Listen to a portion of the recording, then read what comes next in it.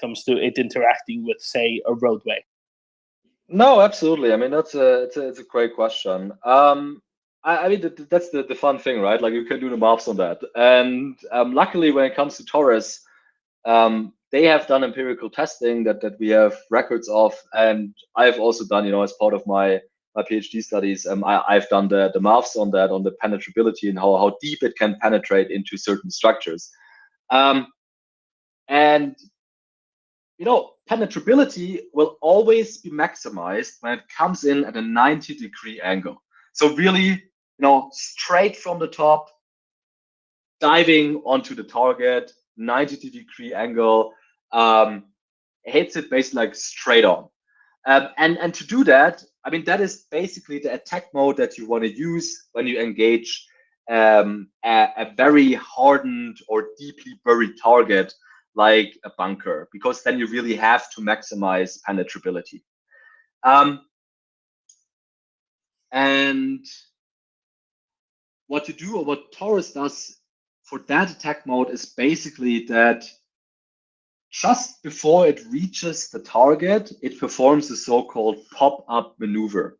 So it goes up into the air, like as I said in the beginning, cruise missiles, they have a very low flight profile, so a ground-hugging trajectory. But then a couple hundred meters before it reaches the target, Taurus and also Storm Shadow, or JASSM, the American cruise missile, they perform a pop-up maneuver where they go steep up into the air and then they dive down onto the target. And that is a specific attack mode. And again, the operator can tell the missile which attack mode to use. And that is the attack mode that you would want to use for basically for a bunker, a multi-story bunker or a deeply buried target. And empirical testing that they did of the warhead, it's called Mephisto warhead, in the early or the late 1990s, it indicated that it could penetrate up to or around 6 meters into reinforced concrete. And so for my studies, as I said, I've done a bit of maths on that. So I used some equations, some calculations, and basically what I come up with is somewhere between 3.5 and 5.5 meters that it can penetrate into reinforced concrete. Which is, it's quite a lot. I mean, just imagine like a 5 meter tall concrete block. And you imagine that Taurus coming in or Storm Shadow basically is able to penetrate that. It's actually, I think that is really quite impressive, and that is more than enough against most targets. When I want to engage a bridge, actually I use a totally different attack mode. So I think I mentioned it earlier already briefly, that with a bridge, I ideally want to come at a 45-degree angle. So not the 90-degree angle where I just dive right onto it, but rather on a 45-degree angle where so it's a bit more shallow.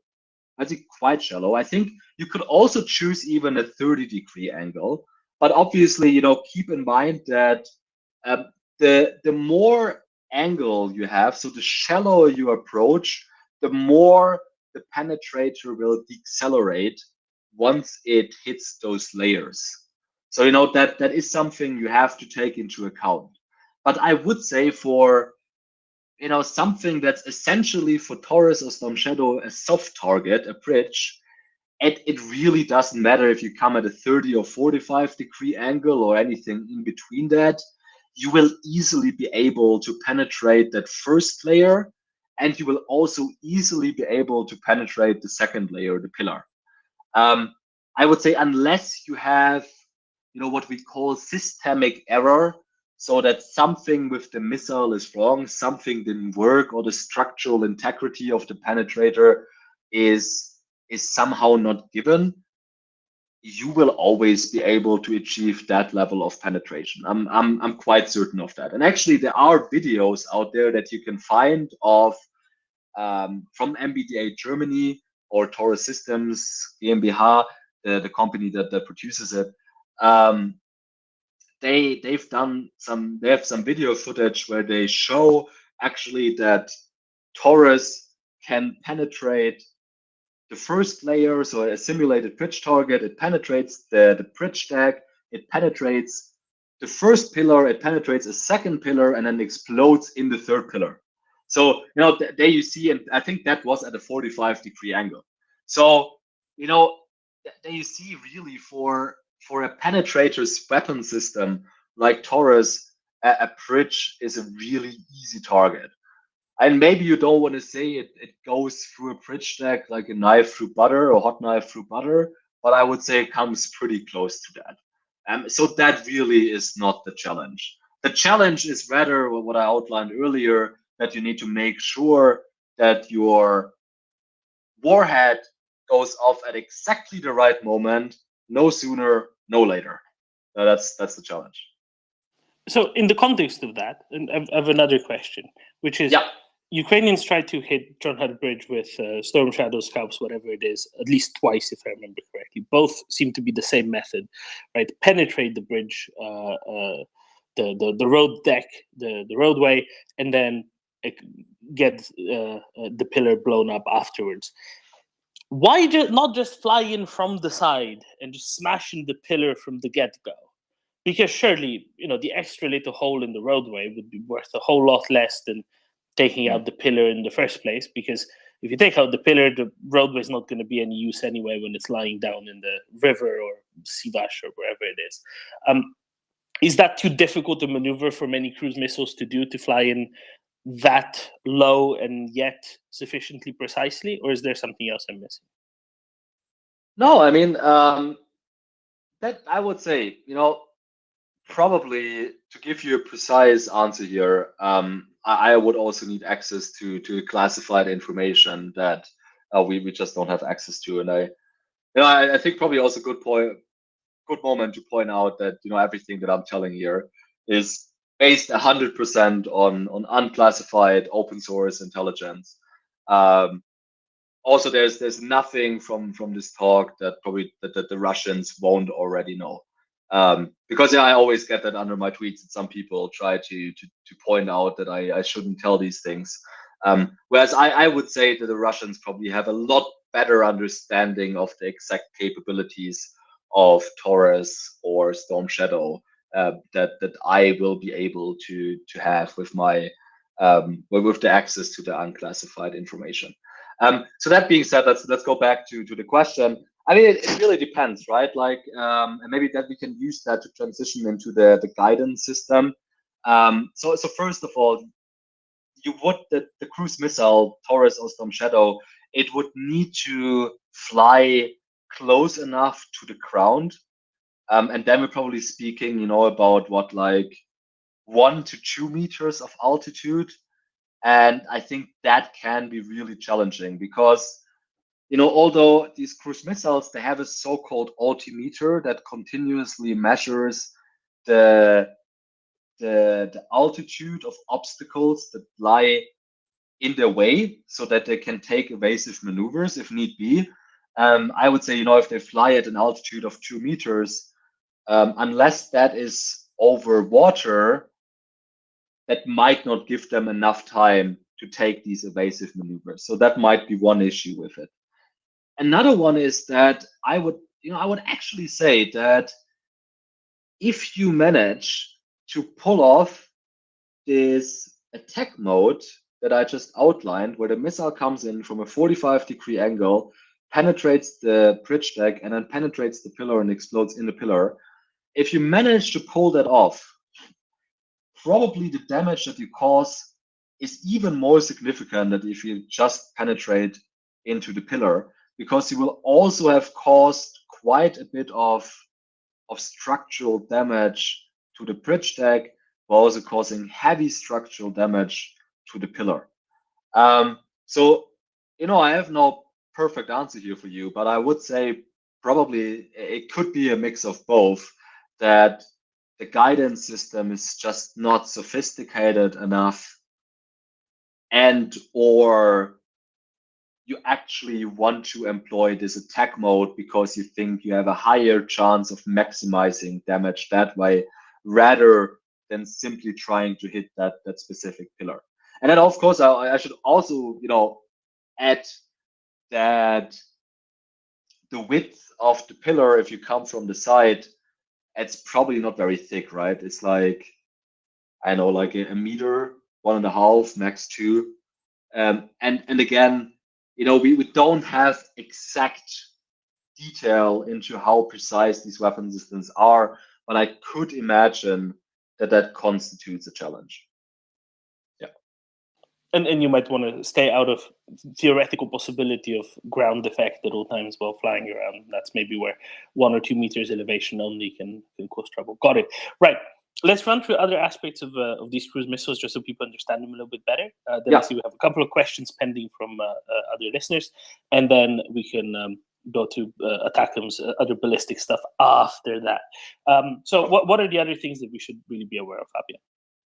Yeah, so I mean, we can go on to the guidance system now.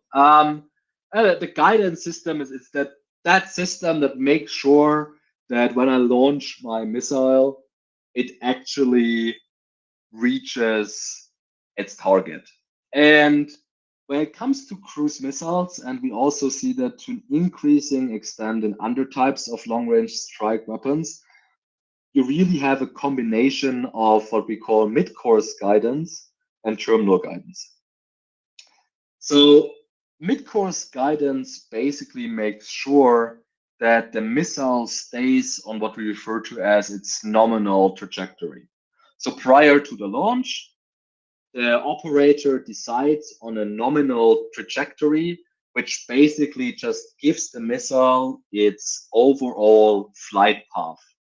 That could be a straight line, that could be more complex in the form of waypoint navigation, so that I say, instead of a straight line, you go a bit around corners, or you use natural obstacles to cover your approach, like mountains or valleys. But that is your nominal trajectory. So basically the trajectory that determines how the weapon systems gets from its launch point to its target. And to stay on that nominal trajectory, cruise missiles use a system called mid-course guidance. The most basic form of mid-course guidance is a so-called inertial measurement unit. That consists of a number of measurement systems that continuously monitor the acceleration of the missile, the angle of the missile, the altitude of the missile, the speed of the missile, all sorts of different things relating to the missile's flight profile.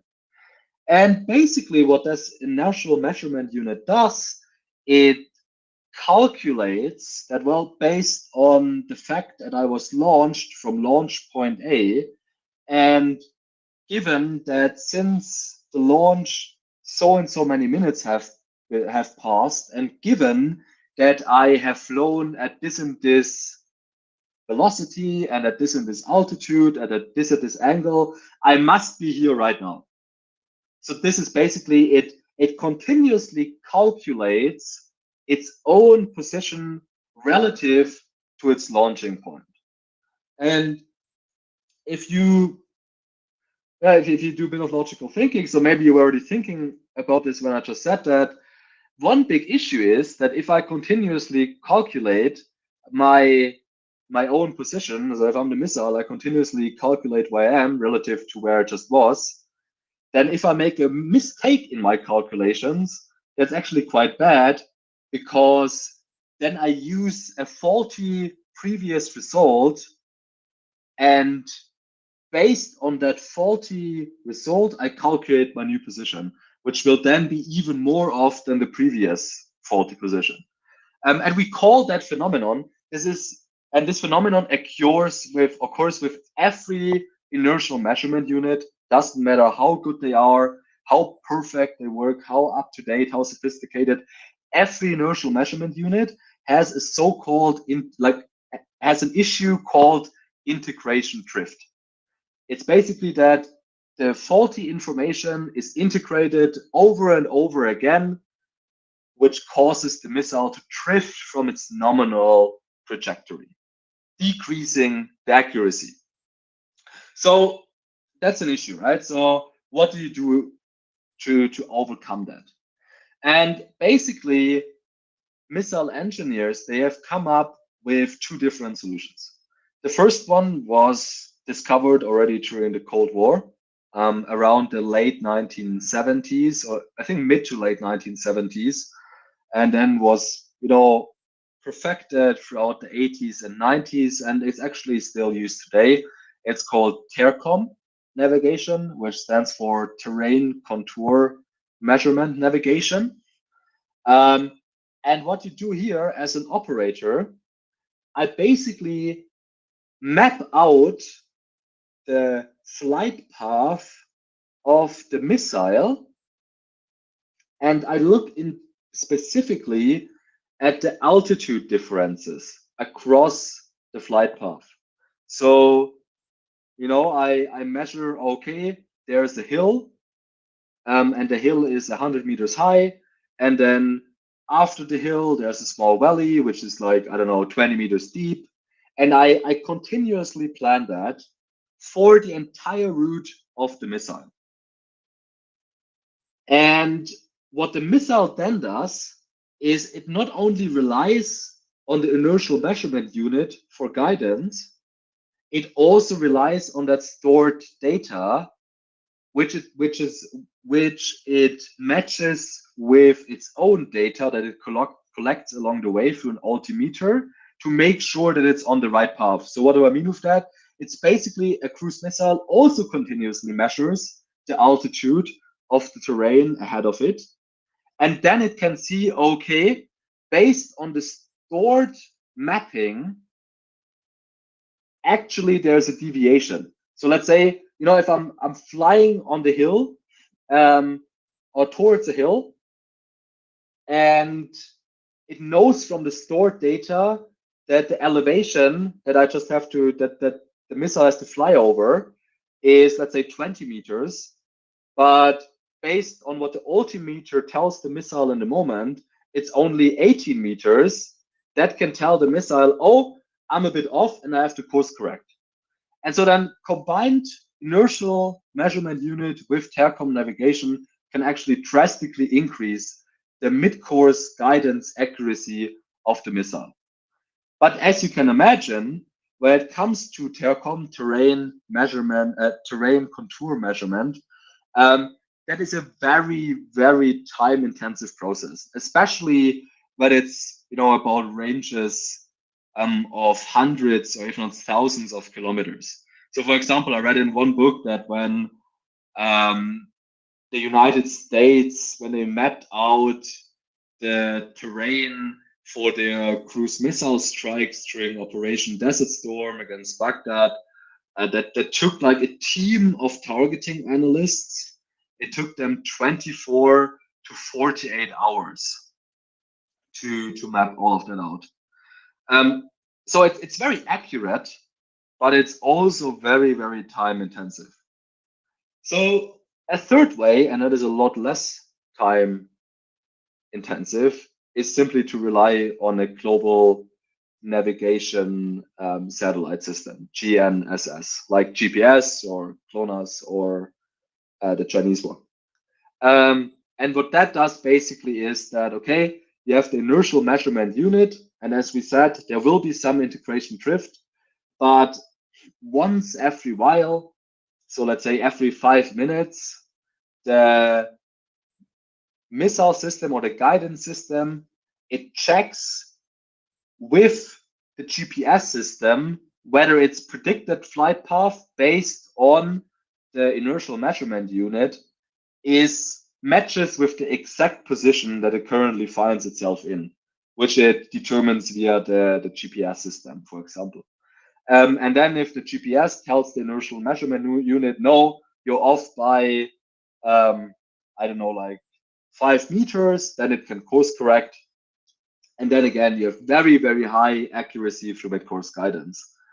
The problem, of course, is with GPS or any other satellite navigation system, that it can be jammed. So that's the reason why you still find Tercom navigation systems in basically every land attack cruise missile, like Storm Shadow, like Taurus, like Chasm, also Russian cruise missiles, because simply targeting analysis, they say we might not be able to rely on the fact that we will have access to satellite navigation. So in any case, we have to store that map terrain data to make sure that the missile finds its correct path towards the target. So that is basically mid-course guidance for you. As I said, this is the guidance system that makes sure that the missile does not deviate from the nominal flight path that was determined prior to the launch. So, and mid-course guidance by itself can give you quite a decent accuracy already. So actually a really, really high accuracy. But I would say it does not provide you with pinpoint accuracy. So what you do to achieve pinpoint accuracy, that is when so-called terminal guidance comes in. And terminal guidance, that is that part of the guidance system that makes sure that the missile hits the target exactly where it should, and ideally with no deviation at all. And throughout the decades, engineers, they have come up with a bunch of solutions for terminal guidance. When it comes to land attack cruise missiles like Storm Shadow, Chasm, and Taurus, the most commonly used terminal guidance system is so-called imaging infrared seeker. So that basically, and I mean, very simplified.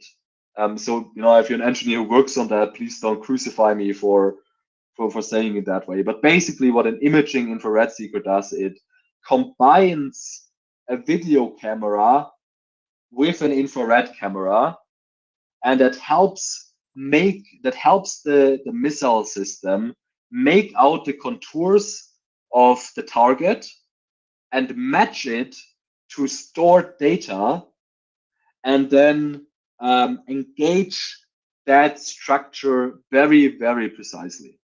And depending on the type of missile system and depending on the type of depending on the sophistication of the imaging infrared seeker, I can use this type of terminal guidance system to, for example, tell the missile to not just engage that building, but I want to engage that building and I want you, the missile, to penetrate into the third window from the left second floor. That is something that with today's technology you can totally do. So that is what land attack cruise missiles use. As you know, there's also a bunch of other types of cruise missiles. So for example, anti-ship cruise missiles. And at least in the past, they very often relied not on an infrared seeker for terminal guidance, but on active radar homing. So basically they had a radar seeker integrated that sends out the radio frequencies, picks up a target, and then engages that. And that is very easy to use for maritime targets, because if you're like an anti-ship missile, basically you're engaging a target that is located in a very flat, or as we call it, clutter-free environment. I mean, it's just the sea, right? There's maybe a couple of waves, but there's nothing really in the way other than maybe other ships. But there's no clutter, there's no trees, there's no mountains. It's just basically one big, massive steel object in the middle of nowhere. And so that makes it very easy to use radio guidance on active radar seeker for terminal guidance to strike that kind of target. But then if you look at land attack missiles, that is, of course, not possible for them because they engage the target in a very cluttered environment, and often their targets have much lower signatures when it comes to radio frequencies. So that's why they mostly rely on imaging infrared seekers for terminal guidance. Fabian, how it's very different. Sorry, apologies. Domin? Yeah, please go ahead. Now, how does this compare? Because the debate has been ongoing. Why on earth we are only discussing the misses which have recently been forged in that regard, rather than just going for the good old Tomahawk system?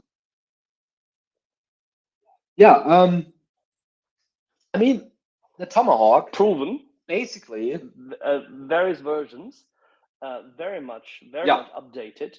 The Block 3 is great on land. There is a ship, say an anti-ship version, and we have loads of them. So why not go for Tomahawk? I honestly think it's a range issue. I mean, the Americans, they were already super hesitant to export that weapon system to their allies. And that is the reason why the only other countries in possession of Tomahawk so far are the United Kingdom. And now it also recently came out that Australia is going to acquire them. But the key reason behind that is it's not that countries that don't want to have the Tomahawk missile. It's because the Americans said, we don't want to create a precedent for the delivery or the export of missile systems that have such a huge range. And the range of Tomahawk is depending on the type. And we also don't have access to classified data, but it's north of 1,500 kilometers. And that is one of the big reasons why they didn't want to export that. And now, as you know, and as we all know, I mean, the Americans and other Western states are already making a huge fuss about the fact that Taurus potentially has a range of around 700 kilometers. So, I mean, that would just be amplified. Like that debate just amplified is basically what you have with Tomahawk. And I don't see the Americans. That's my point. Isn't it an artificial debate? Isn't it less about the range? Because the range is, in this case, a matter of trust. You either trust your allies and support them with what works. And the Tomahawk has exceptionally good use, and it has been proven. The updated versions thereof are exceptionally capable. There are versions which are on land, unrivaled. Yes, of course, the ATACMS do the trick, and the ATACMS in a version with cluster ammunition, which is, by the way, an older one, as you indicated, I think, earlier, would be fantastic. But having said this, when you come from a pure military perspective, the range, while it's nice to have, when it exceeds the tactical range which you have to go for, is irrelevant. It's a matter of use for the specific purpose. And I think the whole debate has shifted away from the purpose towards a supposed breaking of lines, breaking of comfort zones of the Russians.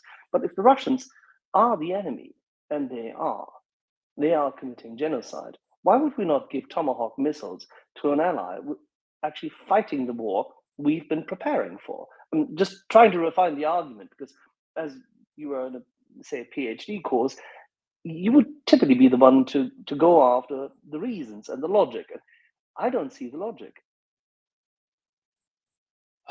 Look, I mean, on a basic level, I 100% agree with you. I also don't think that the range itself matters, because you can either restrict the range, let's say by software restrictions, or simply by trust, which I think we should trust the Ukrainians. I think, as I said, with Tomahawk, there's just a bunch of other issues. And one is that USA doesn't want to set a precedent for the delivery of such a weapon system. B, the Americans are absolutely frantic about sending any of their long-range strike weapons to other countries, because they want to prepare for a China contingency. And when you prepare for a China contingency as an American, the number one thing that you want is long-range strike weapons. And apparently it doesn't really matter that you have over 3,000 tomahawks in your arsenals and over 3,500 chasms in your arsenal. It is not enough to deliver a couple hundreds to the Ukrainians. So, you know, I think that the frustration in that sense that you have in this regard, I share that. I actually would also really like the Americans to deliver that weapon system. With Tomahawk, you have the other issue. You don't actually really have ground launch systems right now in large numbers. They're actually only coming online after the US started to produce them again once they were out of the INF treaty. And the Marine Corps, actually, they only now started to receive delivery of the first ground launchers for Tomahawks. And again, you know, they have the issue that the Americans, I think they simply don't want to send what they regard as key capabilities at this point to Ukraine. And again, I mean, I'm fully with you on the frustration that this creates, and I believe that it wouldn't break the Americans' back to send a couple hundred long-range strike weapons of their own, and then we can talk about which ones make most sense. Because I actually think the most sensible one would be the Slam ER right now for Ukraine to use. I don't think it needs to be a Tomahawk. I don't think it needs to be a JASM, but I think the Americans should send something.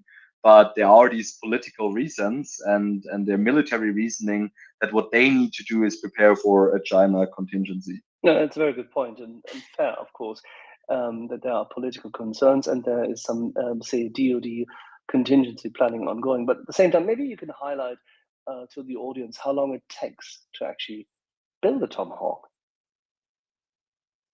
Oh, sure. Great question. I mean, that really depends on the efficiency of the production line. I have more insights about the JASM, the Joint Air to Surface Standard Missile. And I think Lockheed Martin, I mean, they're pumping out at this point over 500 per year, and they are scaling up to around 1,000 per year. And so from what I've read, and again, that could be off because it's really difficult to get precise information. But basically, you know, if you have like an efficient production line and a proper assembly line, so you don't artisanally manufacture them as we have done here in the West or like in Europe with Taurus and Storm Shadow, but you have like a proper assembly line where they run from one spot to another. Probably it would take you like 3 to 4 weeks to manufacture one. At least those are the things that I've read. But I really want to emphasize here that it's incredibly difficult to get accurate sources here. So, you know, if there's actually a Lockheed Martin engineer in the audience, might be laughing really hard right now because I either completely overestimate or underestimate it. Well, from what we're hearing, and we've been talking to a number of people, what you just displayed is underestimating the industrial capacity at hand. And which brings us back to a favorite topic of ours. Doman and I have been discussing this so many times, that essentially we're currently deterring ourselves by underplaying our capabilities and by not using our capabilities in production. Can you maybe highlight a little bit about NBDA's production capabilities? When you first spoke, you referred to artisanal. That often applies to what we've seen in production also in France, where exceptionally good technicians work. But could you maybe highlight a little bit as to what is the European capability in terms of pure production, not the design, not the smart development, not all of that, but the pure production? Where would we see ourselves in terms of production capacity if, God forbid, a major war were to break out with a genocide? Yeah, I mean, so I can start with the peacetime production, and then we can maybe speculate to what would happen if we would find ourselves in a warfighting situation. In terms of peacetime production, there's actually right now there's only one production line open for cruise missiles, and that is in France. And MBDA France, they're currently fulfilling an order for Greece of around 550 to 100 Scalp EG cruise missiles. So that is really the only open production line for cruise missiles that we have in Europe. So that doesn't mean that we could not also scale up production again, or that we could not open new production lines, for example, for Storm Shadow in the UK or for Taurus in Germany, but it would take time. And I've spoken to people from MBDA, and what they have told me basically is if the order came in tomorrow, they already would have to wait around 1 year to simply get the steel that is required to manufacture the parts. So now, waiting for the steel. Why is that? Yeah. Where does the steel come from at the moment? The specialty steel. I don't know, Wig. I don't know exactly. They don't necessarily use like special steel. I think it's just that they are still dealing with supply chain issues that occurred during COVID. I think technically speaking, you could use any type of hardened steel, whether that comes, from Sweden or from Germany. I think you just need to be able to get. You need to find a producer that manages to fulfill the contract. And from what I've heard, that takes around 1 year right now. Although maybe I would say that was 2 to 3 months ago. So maybe the supply chains, they have been stabilizing after COVID, and it was already worse, as I've been told, but it would still take a substantial amount of time. So that is just for the steel. But then, you have to see that these cruise missiles, they consist of a lot of really, really complex subcomponents. So as I said, that's the warhead, that's the guidance, that's the engine, and each of these subcomponents consists itself of complex subcomponents. So very often what these cruise missile manufacturers are, and I think that applies to a lot of high technology companies, they're less of a manufacturer themselves, but they are supply chain managers and essentially only responsible for the final assembly and maybe a bunch of key parts. And then the question of how long all of this will take, that really then boils down to how long it will take for the manufacturers of the subcomponents to supply the parts to the cruise missile manufacturer. Absolutely, it's an industrial process. Weapon systems manufacturers in Europe are predominantly aggregators, as you just said, process managers and the likes, and they of course create the designs, or respectively have their own design capability, which they then have to pool. But the response to peacetime tenders and procurement by governments, which is extremely cumbersome in Europe, to say the least, has made the process also extremely long-term, and they can't make commitments themselves because they simply lack the liquidity. They can't just go to, I don't know, ThyssenKrupp or First Alpine or Vattenfall and the likes and tell them, guys, we're going to need X, Y, Z in the next 2 months, and please hop. That's not happening at this point in time. Now, how would that hit us? Just imagine there were genocide and a war. Not that we're looking at a genocide at the moment, of course.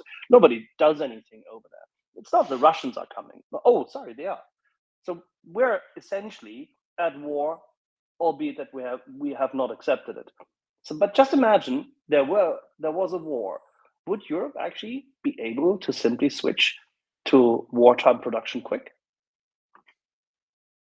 I'm not sure I'm the right person to answer that in detail. The SI was already predicating the concern, wasn't it? I mean, no, right? Like as I said, like that's probably what I hinted at when I said that all these.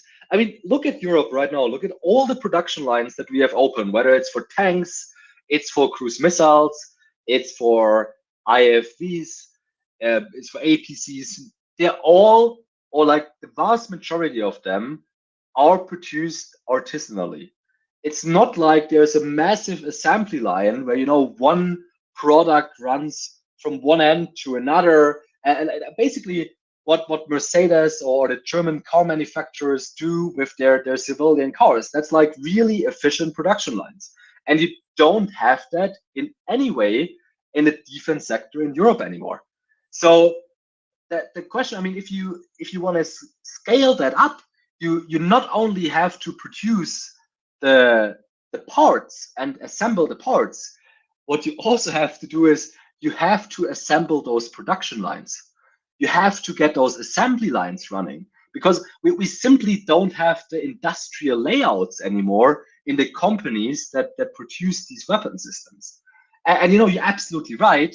We could get that back, but to do so, our manufacturers would need reliable procurement plans over several years, similar, for example, what the Americans do with some of their long-range strike weapons, that they have multi-year procurement projects, where they say, okay, we're not only, we're not only ordering one batch of JASSM cruise missiles, but we're guaranteeing to the manufacturer that at least for the next 5 years, every year, we will order a batch. We don't know exactly what size, but we can at least give you a minimum number. And that is something that the manufacturer needs, so he can plan accordingly and start scaling up production. But I mean, if you look at Germany has right now, from what I've heard, they have not yet even asked MBDA Germany to re-operationalize those 450 Taurus cruise missiles that are inoperable right now. And that is insanity. Like, that is exactly as you say, like, we're 18 months into a war, and we have not even started putting back into order really, really crucial military equipment that we know we would absolutely need in a warfighting contingency for God knows what reason. But that's that's a real issue we have in Europe. And unfortunately, I don't see the politicians on this continent that are right now willing to confront it.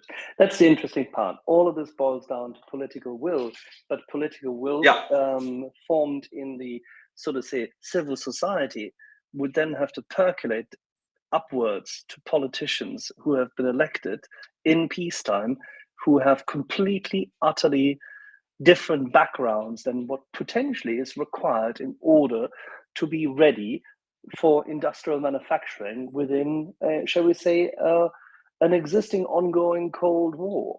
Because that's what we're just experiencing, isn't it? That people such as Armin Pappberger, who has said, we have no orders. So NBDA is no single example. And yeah, lack of orders is a consequence of people looking at things from a bureaucratic point of view. It's procrastination, complacency, and lack of foresight, and complete failure to understand how industrial economics and manufacturing work. The lead time for an industrial design would typically anywhere between 2.5 and 3 years, industrial design. You would then try to set up industrial manufacturing. You would have to provide a significant amount of funding for resources and the likes. All of this will take time. And as a consequence, if it's not done, you're not ready. And you can't be ready right out of hand. Goldman. No, that's perfect. Thank you, Axel. I thought we'd be going into this a little bit later on. I think we might have just lost Fabian as a speaker. Surely, so Shaggy and M can rectify that. Bring Fabian back. Excellent. And I can just say, so Shaggy, M, thank you for taking over the co-hosting, and we can turn to questions as soon as we have Fabian back. I hope Fabian can hear us already. He is cycling up. Nope, there seems to be an error getting him. Fabian, if you can hear us, do us a favor, please exit the space, come back in and request again. I think he can hear us. Otherwise, let me send him that seems to work. Fabian?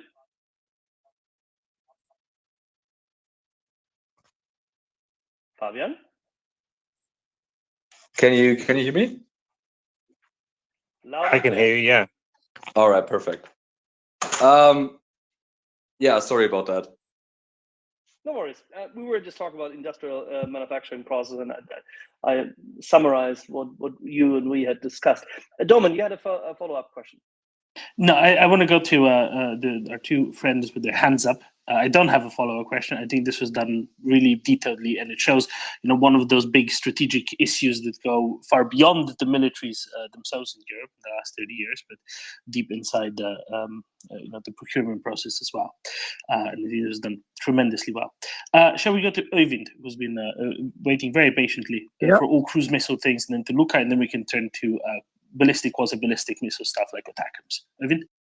Yes, thank you. I have a question for Fabian about cruise missiles. The cruise missiles that Ukraine already have in the arsenal, can any of them, with some engineering maybe done by the Ukrainian, be launched from an drone, an UAV? Or are they too heavy, or is it too stupid idea? No, so they would not be able to be launched from a drone. That is simply because they are too heavy. Yes.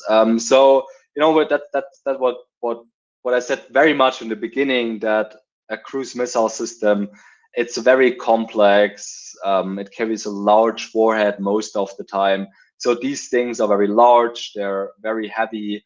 And I mean, unless you have, like one of these next generation drones that the US and other states develop to assist manned fighter aircraft in air-to-air combat, then that I would say then that's not possible, at least for Ukraine. I mean, for states like the United States, absolutely they can come up with unmanned drones that can carry cruise missiles if they want to. I think they might even have done that already.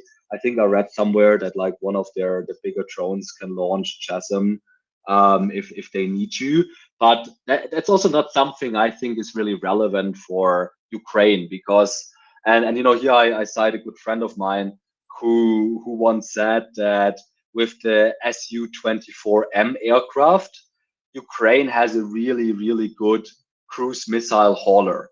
So basically like a transport truck for cruise missiles, because these aircraft, they're quite old. They have limited functionality and utility in other scenarios in this particular war. But one thing they can do really well is carry those Storm Shadow cruise missiles, bring them to the launch point and release them. So, and in that sense, I don't think Ukraine really needs new delivery vehicles for their cruise missiles. That's also why I think this debate that we more and more have in Germany now, that like, oh, Germany is not participating in the F-16 delivery and pilot education program, so it should deliver Taurus to equip F-16. I think that's a stupid shadow debate, because Taurus can perfectly fine be launched from an Su-24M, just like Storm Shadow Scalp-G. There's absolutely no reason for another aircraft for that.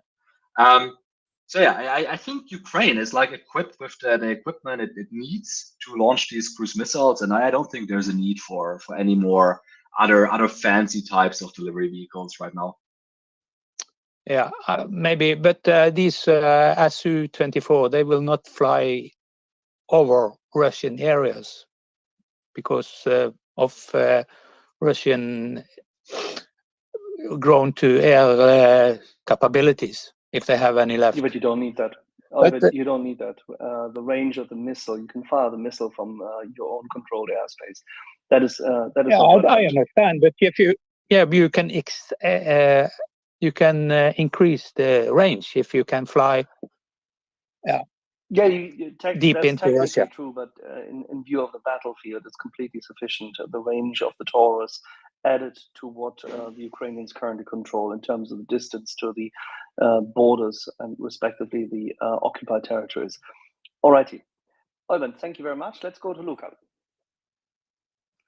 Yeah, good morning, everybody. Thanks for the great, technical explanation, Fabian. I have one additional technical question regarding image-based terminal guidance. So the question is very simple. Where do you get the images from? That is usually from satellite data, I would say. Satellite images. At least that's how the United States does it. This is how Russia would do it. China as well. If you don't have that, I mean, you could also very easily use, like if you have operators on the ground that can shoot pictures for you, that's fine. I think basically what you need to do is you need to have a couple of pictures of the target from different angles that you store in the missile system itself. And as far as I understand it, what the missile basically does, it looks in particular at the angles and the edges of the building, the structure that you try to engage, and it uses that to make sure that the aimed at structure is the same as the intended target. But yeah, so those are your I would say those are the two go-to ways of getting those pictures. Okay, I'm going to try to make an inference, a machine learning engineer here, of why it's a little hard to target pylons. I just get the feeling that it's hard to get good pictures of it. Certainly very hard from satellites. You'll probably need to have people like go on, lower or under the bridge, or anyways, having like an angle that is like relatively low so you can see the pylons, right? So if most of the picture come at an angle from above, it's possible that it's hard to get like a clear picture of the pylons, and that's why it's harder to engage them. I mean, of course, the other things that you were saying, navigation, terminal navigation, and obstacle avoidance on the terminal phase at a low angle is hard, but I think it'll probably also be hard to get the pictures themselves. Yeah, absolutely. I mean, that could be also one of the reasons. And as I said, like when we discussed that, I don't know exactly like the answers here. Probably like having access to classified information would be really useful. But I could imagine that is an issue. And then like as you said that you were like a machine learning engineer. I know that for terminal guidance, machine learning is more and more integrated to make sure that the accuracy is given, especially for anti-ship cruise missiles, actually. So these cruise missiles, then they're able to independently verify what type of vessel they're engaging in a certain group, and then they also have stored the exact weak points of that vessel, and then through machine learning you can make sure that these weak points are engaged, and so that the right target and the right weak point is engaged with higher probability. So yeah, those are really, really interesting aspects when it comes to cruise missile or missile guidance in general. Thank you, Fabian. Great points. Thank you very much. I step down. Yeah, thanks. Fantastic. Talking about terminal guidance, we've also seen Russians do all manner of things, especially around the Kerch Bridge, right? Or last year, perhaps during the summer, around the Antonivsky Bridge at Kherson over the Dnieper, covering it with smoke generators, putting sort of dazzler barges next to them, all manner of things. Which of these things are even theoretically any use, and how much, if so? And which of these things are just there to make it very clear that they're definitely doing something, because something has to be done. This is something, it's very visible, and therefore they don't get a talking to from their superiors, because they've definitely tried. No, great one. Question, can we do a quick 2-minute break? I would run, get something to drink. No problem. Because my throat is a bit dry. Carry on. In the meantime, we will highlight all right, perfect. what we're doing here. Get something to drink. All right, excellent. I hope that is a I'll be right back. German beer, Fabian. All righty. Doman, why are we here? We are here because Russians are somewhere where they shouldn't be, and that somewhere is in Ukraine. And they refuse to leave.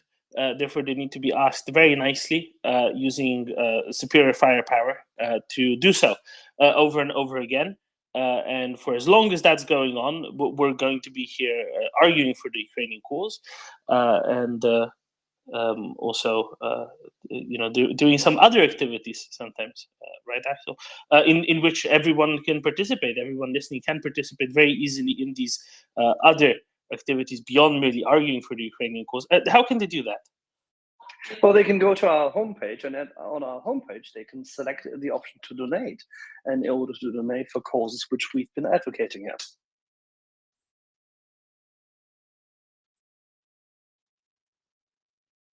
And beyond, through reconstruction as well.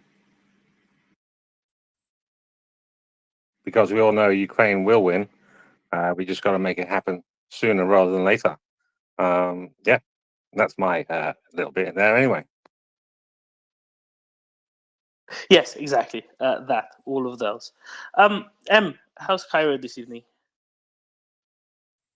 Good evening, everyone. It's actually quite nice and very pleasant. I thought we're all here for the lulz and bonking Vatniks.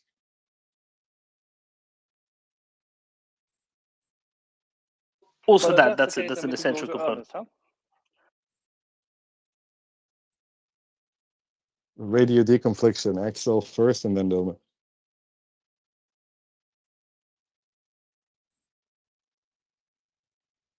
I'll just repeat Axel. Let's just go to Ernest. Ernest, you there? I'm here. Are you there? I'm not there. I'm here. Ah, Jesus. Good morning to you, Shaggy. Lovely to hear your voice. And I salute you. And Axel and Fabian, lovely to hear from you. Thank you for making time to be with us. Wanted to remind everyone, if you're still listening, to retweet, share the space. Please encourage people to come and listen to our expert. It's not very many places you will find such expertise on a Sunday morning, afternoon, or evening, just on your bloody smartphone or on your laptop or on your smart device. So do spread the MriyaReport.org across your various social medias. Visit the website, read about how aid has been delivered and how night vision and various different drone sets have been sent, and how you can get involved and help buy a piece of Ukrainian freedom and use your decadent Western capitalistic sinful disposable income for good. So do put your wallet on the line if you feel like I do, and make a few donations. MriyaReport.org. It is a tax registered charity in the United States, which is quite a high standard. In fact, the highest standard for charitable giving, which does distinguish the organization. You can have extra confidence that this is indeed a 501c3 registered organization. You can get a tax deductible receipt if you pay tax to the IRS. And if your company does charitable giving, you can hope you can get in contact with them and see if they wouldn't mind matching your own giving. That's my little soapbox. Thanks very much for having the forum and for being here, everybody. Slava Ukraine. Heroem Slava. And with that, I think we have Fabian back. Thank you, everyone, for the comments and thoughts in the meantime. Fabian? Yeah. So, could you repeat your last question? It was about which countermeasures along the bridges actually work and which ones don't, right? Pretty much, yeah. All right. I mean, so they put out a lot of radar reflectors, and as just explained, Storm Shadow, Skull-PG, Taurus, they don't use any type of radar guidance. So here your radar reflectors, they won't do anything, at least against those particular type of cruise missiles. Then you had these smoke generators, and I would assume that they are hot smoke generators. So it's not just that they obscure the line of sight for the missile, but they also put up another heat signature. That in theory that could work a bit better, because as I said, we're dealing with an imaging infrared seeker, so it's a combination of electro-optical device, which is a video camera, and an infrared seeker.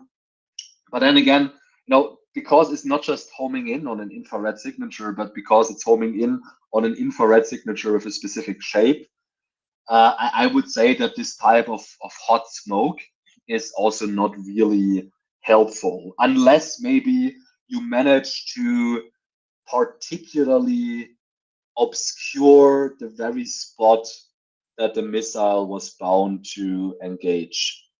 But then, it could be, and I don't have the information on that, but I could imagine that in that case, what targeting analysts do is they don't just store one target point on the missile, but they also store a couple of backup targeting points. So in that case, if one of them is obscured, they can go to another secondary one. So I honestly think destroying, Kirkbridge, it's mostly at this point, it's a political question. And I could imagine one reason why they have not done this is just because the UK and France, they have told them that this is too sensitive of a target. And if they want to destroy it, they have to get that with their own missiles. And they're working on that, but maybe that's one of the reasons why, or the reason why Storm Shadow has not been used against Kirkbridge, because in itself, if at least I laid out the issues of the fuse. If you overcome the fuse issue, Storm Shadow would be perfectly able, maybe not to destroy the bridge. And that's anyway something I think we should emphasize, is that destroying bridges completely, that they fall in themselves apart, that they crumble, that is really difficult. And that is something, that if you want to do that, that requires multiple strikes from multiple angles against multiple aim points. So I would say under most circumstances, that's not realistic. But what you could perfectly do with a Storm Shadow, or especially with a Taurus, is that you undermine the structural integrity of the bridge to such an extent that it will basically be inoperable for the foreseeable future. And not just for a couple of weeks, but for a couple of months, or perhaps for an indefinite period, at least until the end of the war. So in short, the various dazzler systems, smoke obscuring the bridge and so on, probably more for show than it is for something actually efficacious.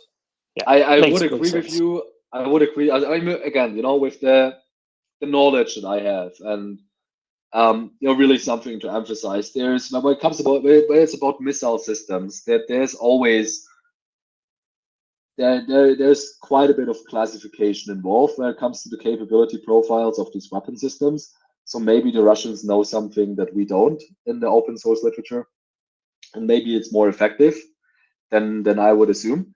But as I said, from my standpoint, and I agree with you here, Domin, it's mostly for the show effect. Indicate to your superiors that you're doing something. But if push comes to shove, this won't save the bridge. Very good.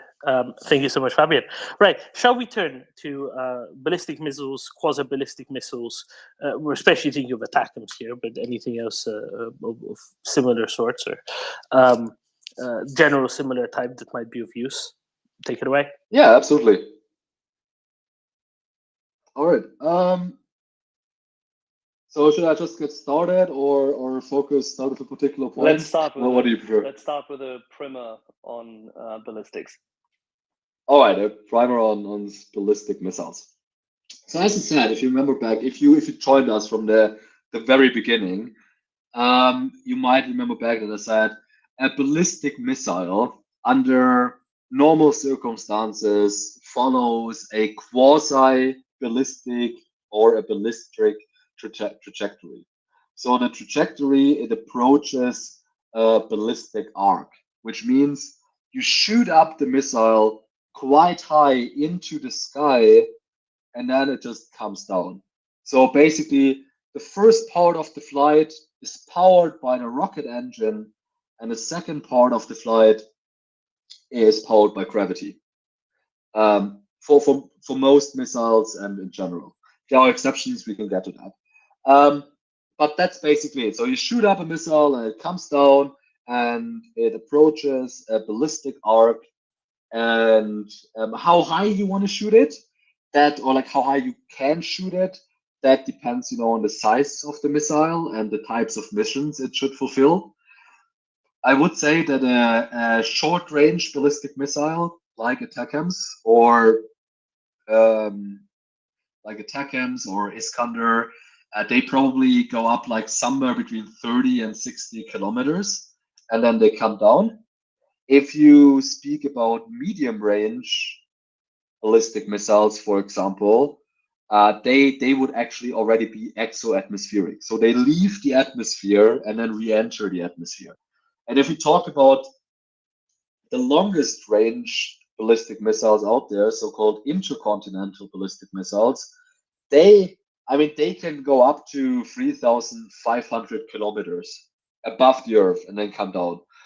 For reference, the International Space Station, it flies at an altitude, or it orbits Earth at an altitude of, I think, 400 kilometers. So, they go basically like 7-8 times as high as the ISS, those intercontinental ballistic missiles, and then they come back down again. It's quite funny when I explained that to my girlfriend. Her biggest worry was that these intercontinental ballistic missiles, they would destroy the ISS on their way up. But my position is that if we get to that point, that ICBMs fly, then they probably have bigger issues to worry about than the physical well-being of the ISS. But yeah, so that is that. In the context of Ukraine, we mostly talk about short-range ballistic missiles. So those are missiles that have a range of, typically the classification is a range of 500 kilometers or less. So as I said, we shoot them up some 30 to 60 kilometers into the air, and then they will come down. How far we shoot them up, well, that depends on where exactly your target is located. Given that, like for a significant extent, we have to rely on gravity to get the missile to its target, we also have to then calculate how far do we shoot it up into the air. And there you have like the biggest difference to a cruise missile is the trajectory. As I said, a cruise missile usually follows a ground-hugging trajectory, at least for the really important part of its flight. A ballistic missile goes really high up into the air and then comes down. And then also the difference is, as I also outlined already, that a ballistic missile is powered during the first part of its flight, and then during the second part of its flight when it comes down, it's just gravity doing the job for most of the part. Yeah, so there are advantages and disadvantages to having a missile system that flies a ballistic trajectory. The disadvantage is that given that you have to shoot it up so far, it's actually really easy for your enemy to pick up the signature of the vehicle on its radar and start countermeasures. And also another thing is that the launch signature of a short-range ballistic missile like ATACMS, it's actually quite significant because you have a proper rocket engine that ignites.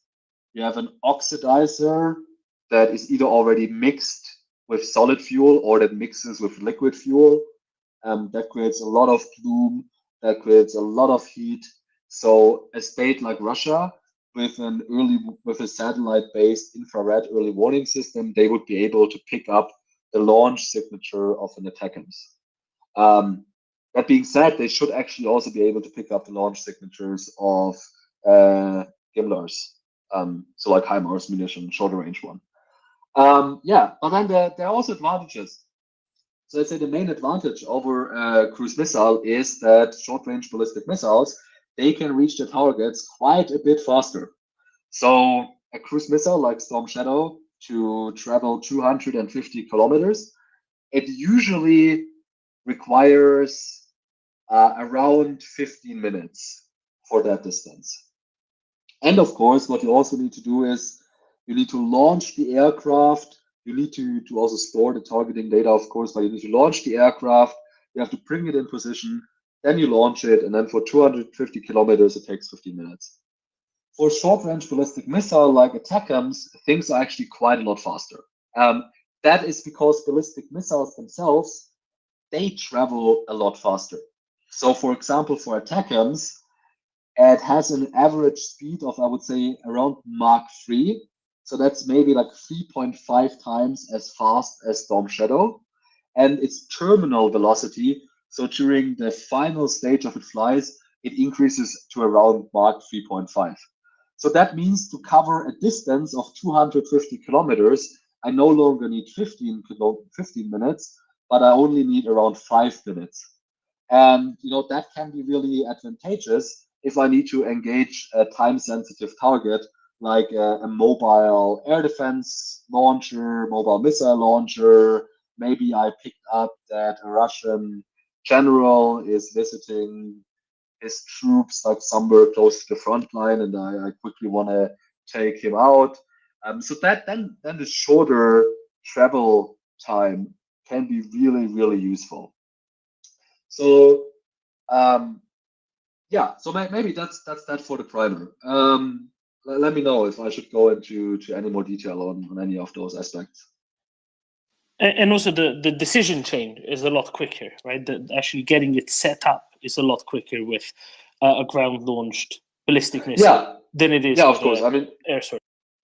If I only have to like bring the HIMARS launcher into position, and that is already like close enough to the launch point, then that will be quite a bit faster. Yes. So when you're trying to go after time-sensitive targets, right, it should be a whole lot more straightforward. Yeah. And just not having to engage there, just not having to plan out a sortie, having to get planes into the air. It's also a lot less warning ahead of time in that sense, right? It's that sort of activity can be detected, whereas just driving a M270 around much less. I mean that really depends on like the Russians, on like how well their intelligence chain is at this point. I don't know if they actually track Su-24Ms going into the air. I mean, they should. Who knows if they actually have the capability to do that in real time?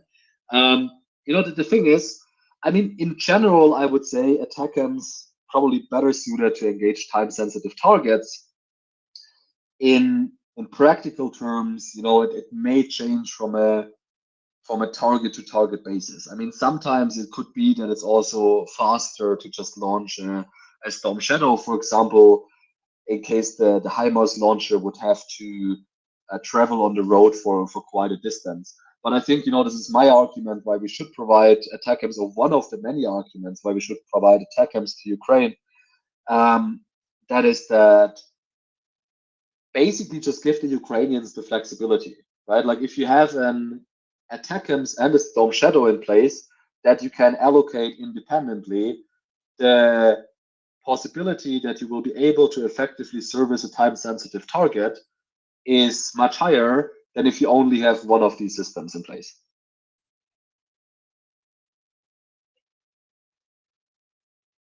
And as a consequence, I mean, I for one would really like ATACMS to be delivered to Ukrainians as well. Outside of that, is there anything similar? Are there any real alternatives to ATACMS, that could fulfill the same role? Yeah, so probably the only real alternative would be South Korean short-range ballistic missiles. They have the Hyunmoo family of short-range ballistic missiles, which is, like a lot of South Korean equipment. It is based on a Western counterpart. In that case, the ATACMS. So basically, what the South Koreans did, they ordered a bunch of ATACMS, and then they built their own version of it. And also, to some extent, improved on it. I mean, ATACMS is quite an old system. The South Koreans actually they might have been able to improve quite some, or implement quite some improved technology. But yeah, so technically, if the South Koreans were so inclined and provide a couple of Hyunmoo launchers together with Hyunmoo 2 short-range ballistic missiles, that would also be an excellent short-range ballistic missile capability for Ukraine. But then, if you ask me what is more likely, I would say it's still much more likely that we will see an ATACMS in Ukraine rather than Hyunmoo. Makes sense to me. Can I just interject? The problem with the Korean systems is, of course, that the Korean manufacturers, it doesn't really matter which one, from Hanwha to everyone, they are all focused on supplying the right amount of equipment and kit for the purpose of the South Korean defense. And ROC has not been really happy relinquishing the base replacement capacity in manufacturing in recent years. It is a fairly recent thing for them, like 2.5, 3 years, that they are willing to produce in excess, or not willing to, that they are committed to producing in excess of what they are using themselves for backfilling, replacement, and testing. And the Koreans are shooting loads and loads and loads of missiles and tests because they have to. They have a neighbor which is equally manic as our Russian friends are to Ukraine. Yeah, absolutely.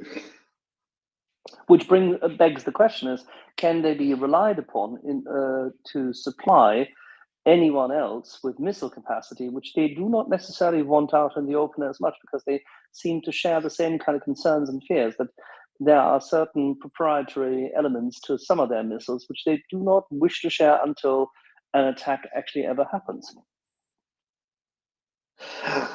No, probably you're correct there, that there are also quite some factors that disincentivize South Korea from delivering missiles on that dimension. I mean, so far, right? Like South Korea. I mean, I don't have like exact numbers and capabilities in mind, but South Korea has been quite restrained in providing Ukraine with actual military aid, and I think the best thing they've done for Ukraine so far is open up their 155 millimeter arsenals for replenishing the American stocks, which then enabled the Americans to send additional artillery ammunition to Ukraine.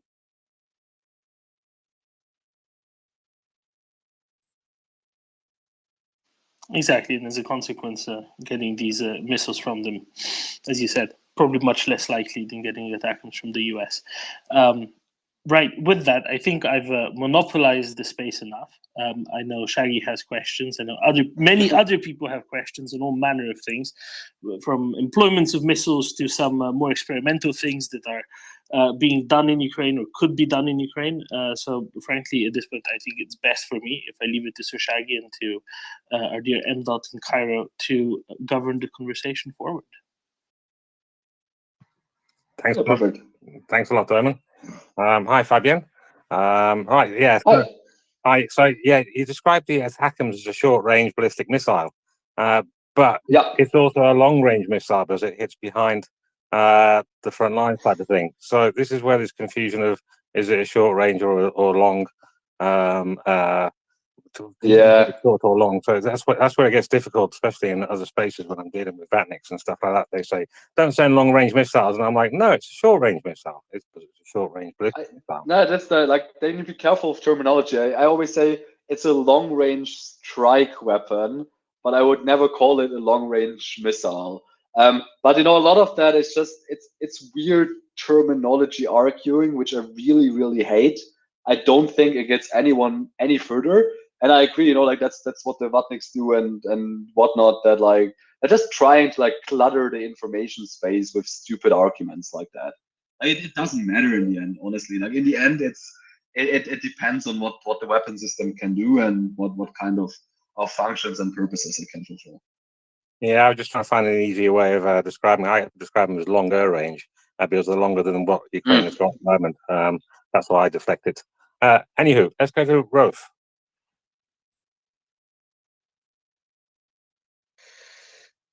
Hi, good evening, everyone. Nice to hear you, Mr. Fabian.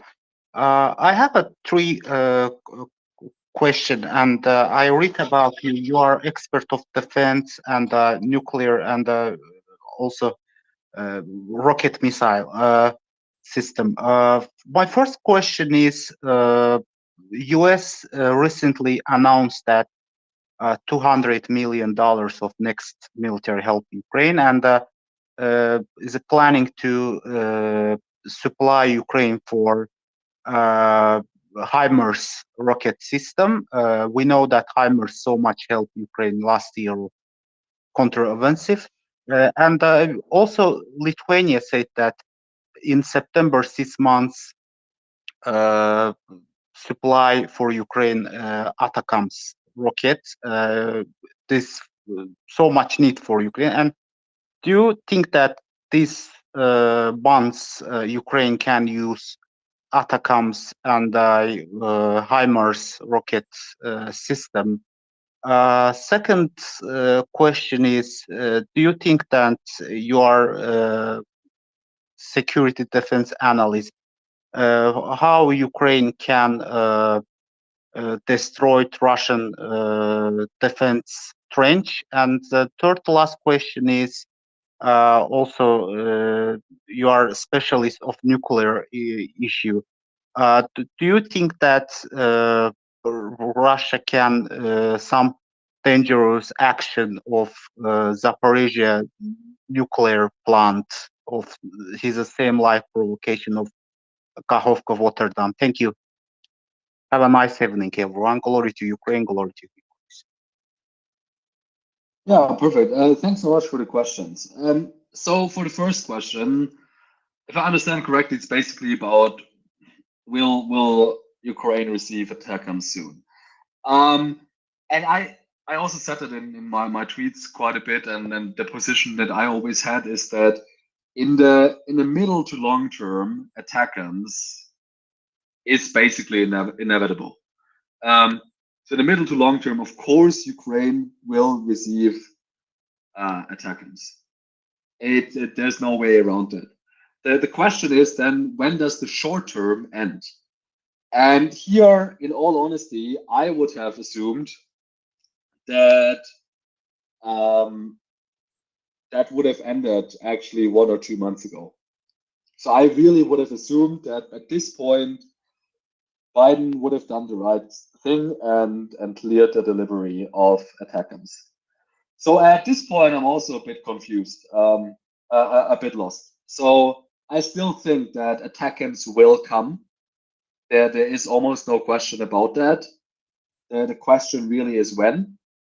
And again, I believe it's possible that in the next 1 or 2 weeks, we will get an announcement. But this is not something I will bet on anymore.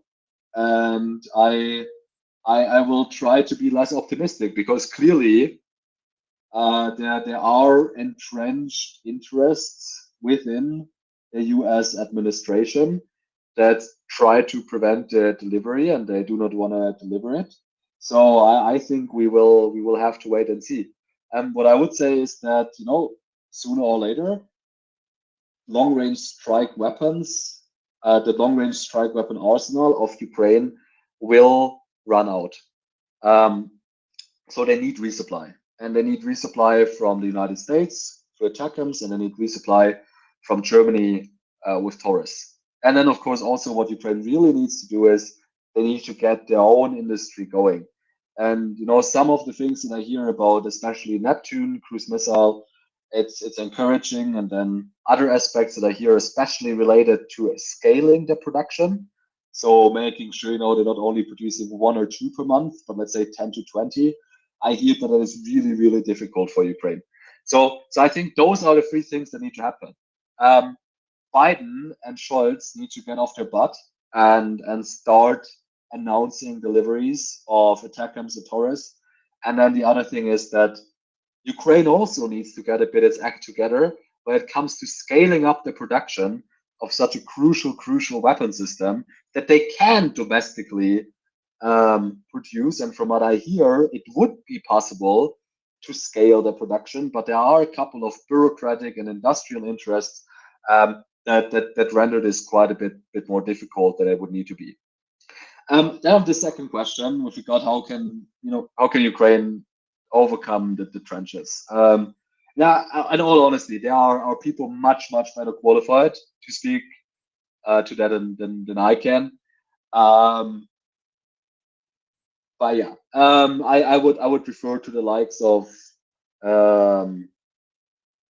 Franz Gadi Stefan or Michael Kaufmann or others or other defense analysts that have a much clearer picture of the tactical level situation on the ground.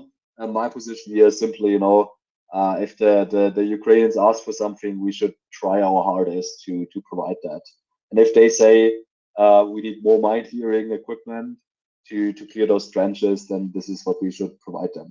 But yeah, I don't have the perfect answer here. Probably what I would say, and this is something I can speak of from my research and my experience, is that given the war of attrition that we're in right now, if you want to fight an effective strategy of accelerated attrition to make sure that the aggregate war material for the Russians that arrives at those trenches is diminished, what Ukraine needs is a consistent supply of long-range strike weapons that will allow it to strike targets at operational and strategic depth, such as ammunition depots, infrastructure target, strategic transportation nodes, and related assets, to make sure that it can interrupt Russian resupply in the deployment and pre-deployment stage, so that the fighting in the trenches for the Ukrainian troops that have to clear those trenches in really, really hard one-to-one battles, one against one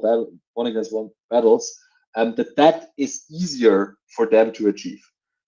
So I think that's my point there. On the nuclear power plant, there is a contingency that Ukraine and the West should be prepared for.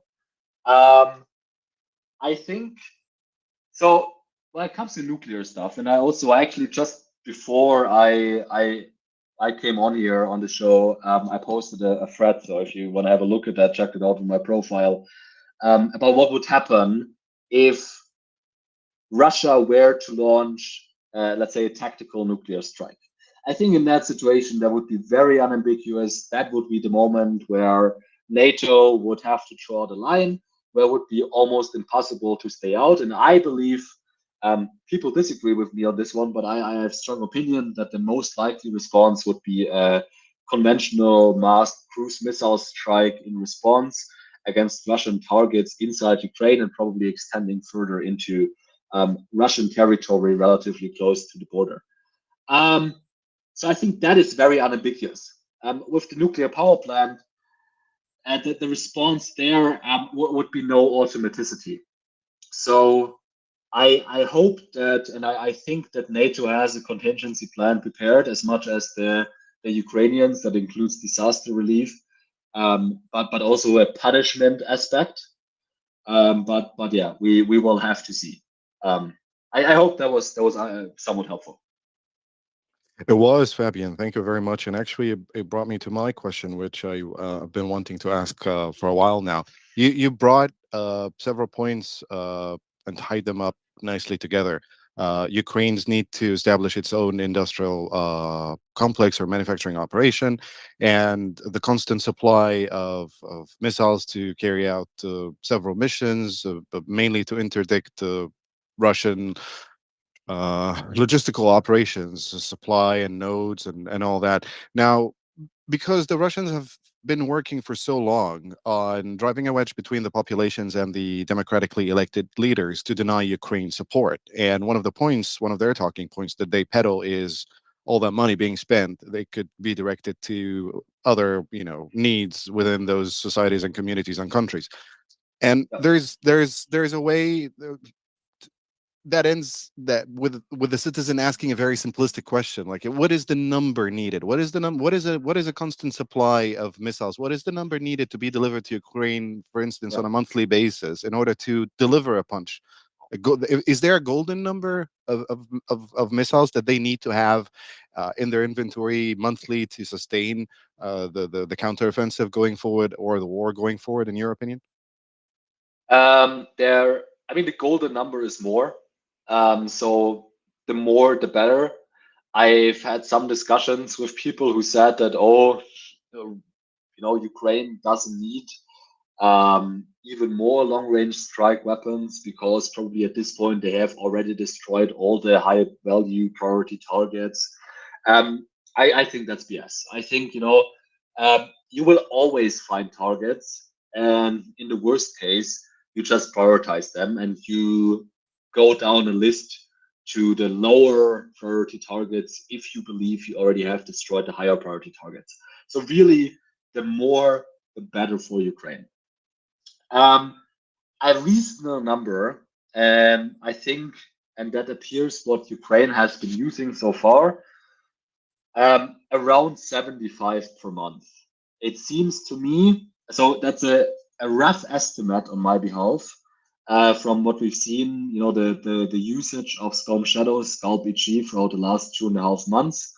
If you break that down and based on open source intelligence, and you know, there is quite a significant margin of error probably, but I would say that the Ukrainians have used approximately 75 Storm Shadows Scalp EG per month. It appears to me that this has had an effect, and that is not a bad number. So I know, but if you can bring it up to 100 a month, great. If it's 50 per month, not great, but probably still doable. It really boils down to the fact that the more the better, and the less supply, equipment, and as I said, aggregate war material can be interdicted in the pre-deployment and deployment stage, the better for Ukraine. And so, for example, what I would really like to see when it comes to Ukraine, that they keep up their what appears to be quite excellent work with the long-range strike drones, the long-range drones, that they're right now, due to improved accuracy, they're no longer only useful for counter-population purposes, but they're also quite useful for strategic interdiction purposes, as you call it. So really with this aim of destroying key logistical, transportation, ammunition assets deep behind the front line. I think this is excellent work, and the Ukrainians need to keep that up. But then I would also like to see them, you know, really scale up the production of their cruise missile programs. And there's been an excellent short thread that I can highly recommend from John Rich. If you don't follow him already, check him out and leave him a follow. He's a great guy with great expertise. He made a really interesting, or like a really succinct short thread about the 3 long-range strike weapon programs that Ukraine has currently ongoing. The one is the Neptune, which is the only currently operational cruise missile weapon system that Ukraine has.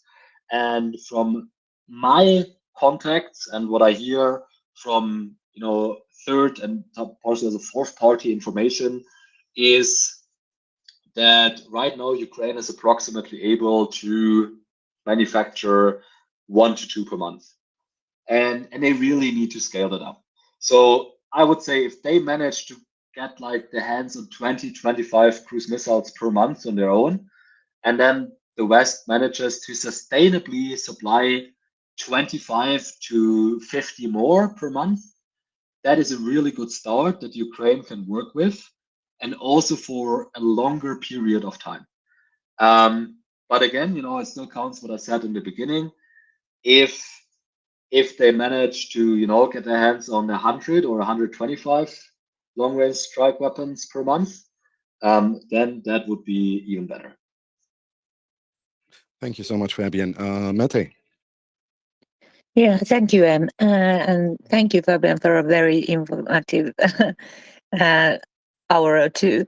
I wanted to ask you about cruise missile called Meteor.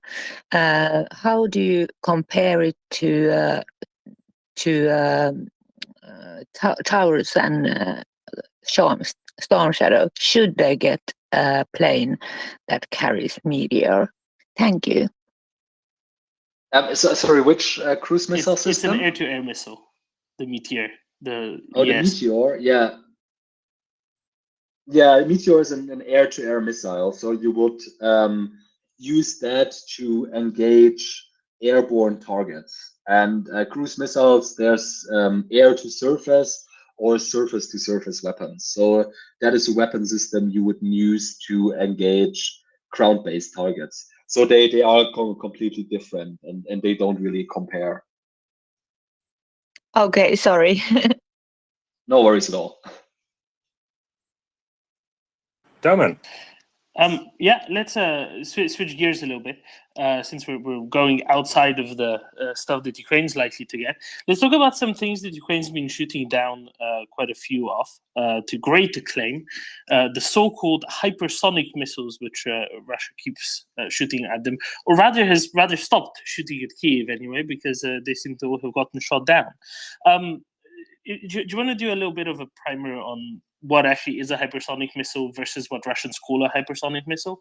And also, what does it mean that Ukraine's been shooting down? How many Kinzhals have they shot down? 7 or so. I forget the exact number. In the bigger picture. Yeah, absolutely. Oh yeah, the bigger picture is really interesting. So remind me of that in case I forget. Or we make that a separate point. So maybe let's talk more about the immediate stuff, and then we talk about the bigger picture stuff, because that's really interesting.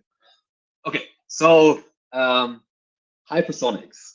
The very basic definition of a hypersonic weapon system is that is a weapon system that travels faster than Mach 5.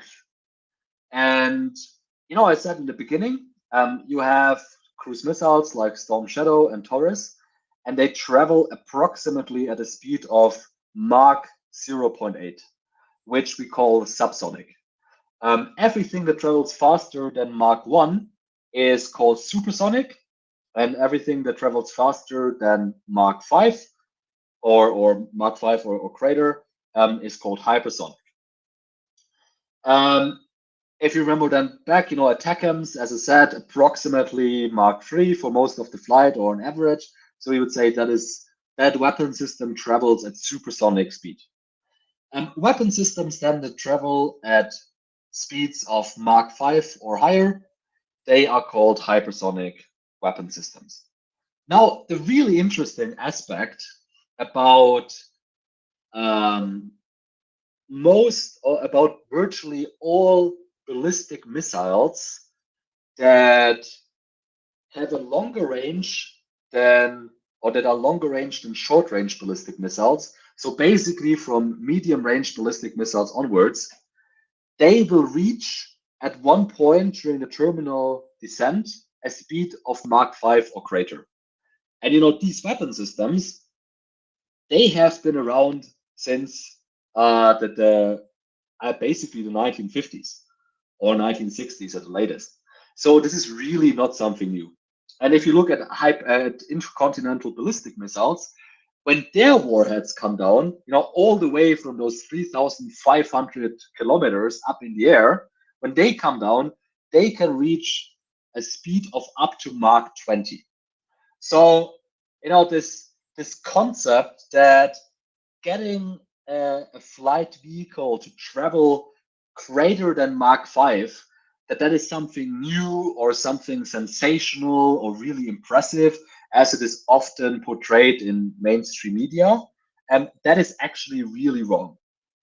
We have a lot of weapon systems, ballistic missiles, especially long-range and intercontinental ballistic missiles, that travel much, much faster than Mach 5.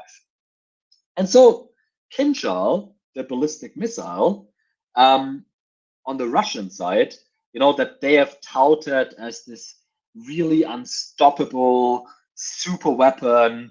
It's hypersonic, no NATO air defense system can intercept it. It's basically a bit of a farce that our Western media, they stepped right into that. Why is that? Because in the end, Kinzhal is a ballistic missile that is not launched from the ground, but it was slightly adapted so that it could be launched from an aircraft. And what that does do is, because I no longer have to launch the missile from the ground, so I can save a lot of energy because it's already up in the air. So that means the range of the ballistic missile now will be longer, and it will also reach a bit higher speeds because it's longer range. It goes a bit higher up, and then it will come down faster. So that is why it is a hypersonic weapon system. Yes, when it comes down, it travels faster than Mach 5. But that is nothing new.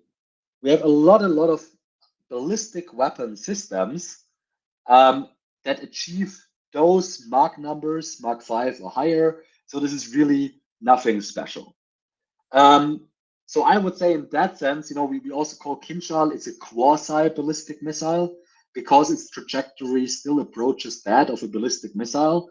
It's just a bit different because it doesn't start or launch from the ground. It launches up in the air. So its trajectory looks a bit different, but it's still quasi-ballistic because in the end, it's still a ballistic missile. Now, so that as a hypersonic weapon system, I would say is BS. Now that is just something that Russia made up, good propaganda. Western media ate it up.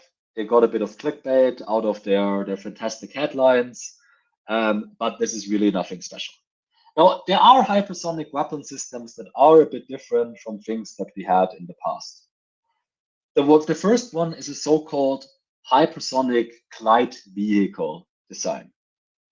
And that is the first stage of a hypersonic glide vehicle weapon system. It's very similar to a ballistic missile. It goes up into the air, but it stays within the atmosphere.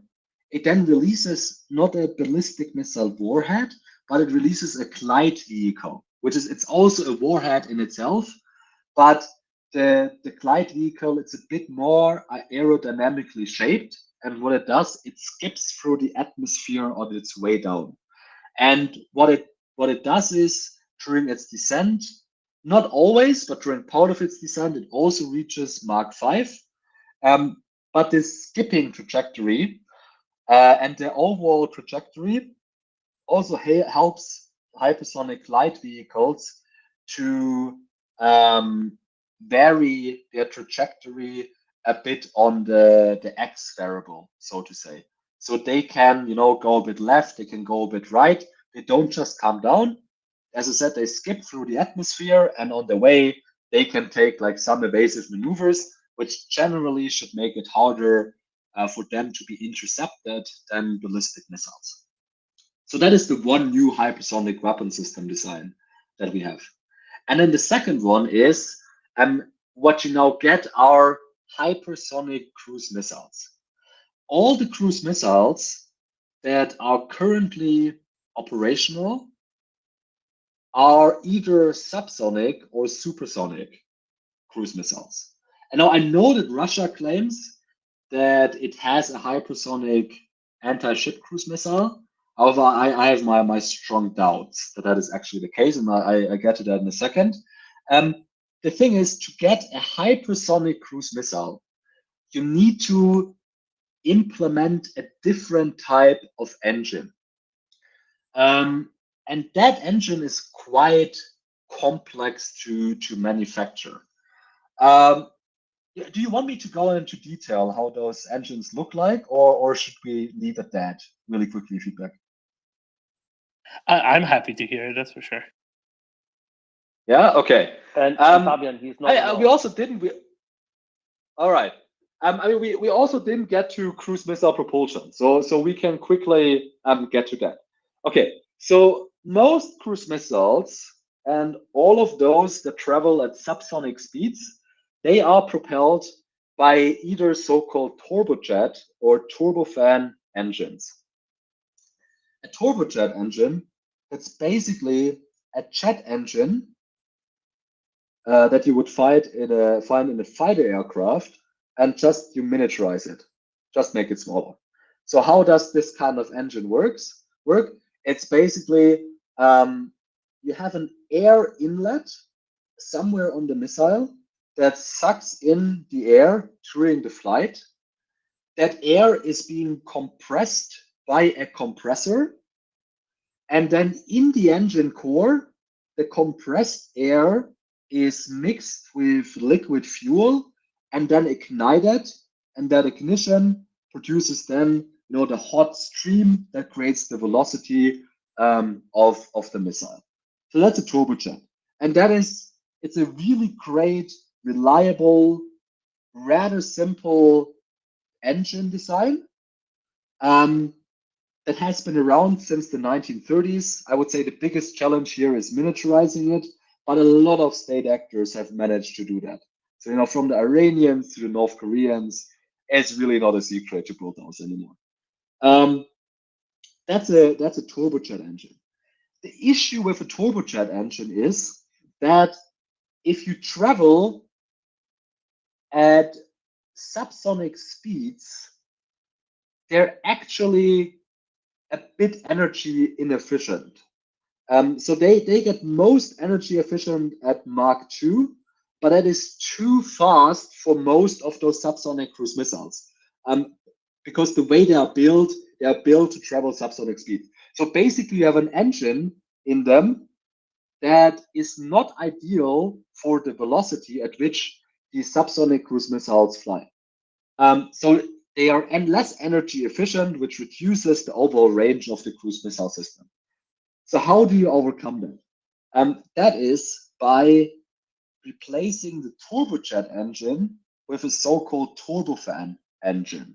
A turbofan, you can imagine as, well, before I said a turbojet is basically a miniaturized fighter jet engine. A turbofan, in simple terms, is a miniaturized passenger jet engine. So what you have is you have a ducted fan in front of the compressor, and now a part of the air that is sucked in through the air inlet is not let through the core of the engine, but actually bypasses the core of the engine. And that creates, you know, in simple terms, simply it creates a more energy efficient design at subsonic speeds. And, you know, we know passenger aircraft, they travel at subsonic speeds. Efficiency is really important.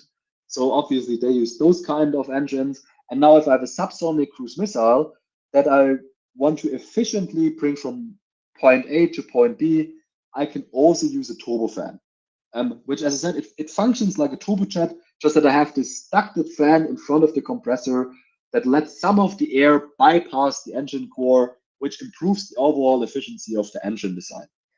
And that's how, you know, Taurus has a higher range than Storm Shadow. One reason for that is that Storm Shadow uses a turbojet engine and Taurus uses a turbofan engine. So that is that. But those are the two engine designs basically that you have for subsonic speeds. What if I want to go supersonic speed? Well, I said in the beginning that actually turbojet engines, they are relatively efficient, or like they are quite efficient at Mach 2, but often I want to go faster than that when I'm like in a subsonic speed spectrum, and then they're really not efficient anymore. But our great engineers throughout the decades, they have come up with a so-called ramjet engine. And as the name somewhat indicates, basically what they did with that engine is they took out the compressor, which makes the engine lighter, so it reduces the overall weight of the missile, which is great. But also they designed the air inlet of the cruise missile engine in a way that the air is automatically compressed when it enters the engine. So that's, I don't need the compressor anymore that does that manually. Rather, I use the forward motion of the missile in combination with a specifically designed air inlet to automatically compress the air when it enters the engine. And other than that, it functions the same. So the compressed air in the engine core, it mixes with liquid fuel, gets ignited, hot stream, high velocity. And with a ramjet engine, you can actually already get hypersonic velocities up to Mach 6.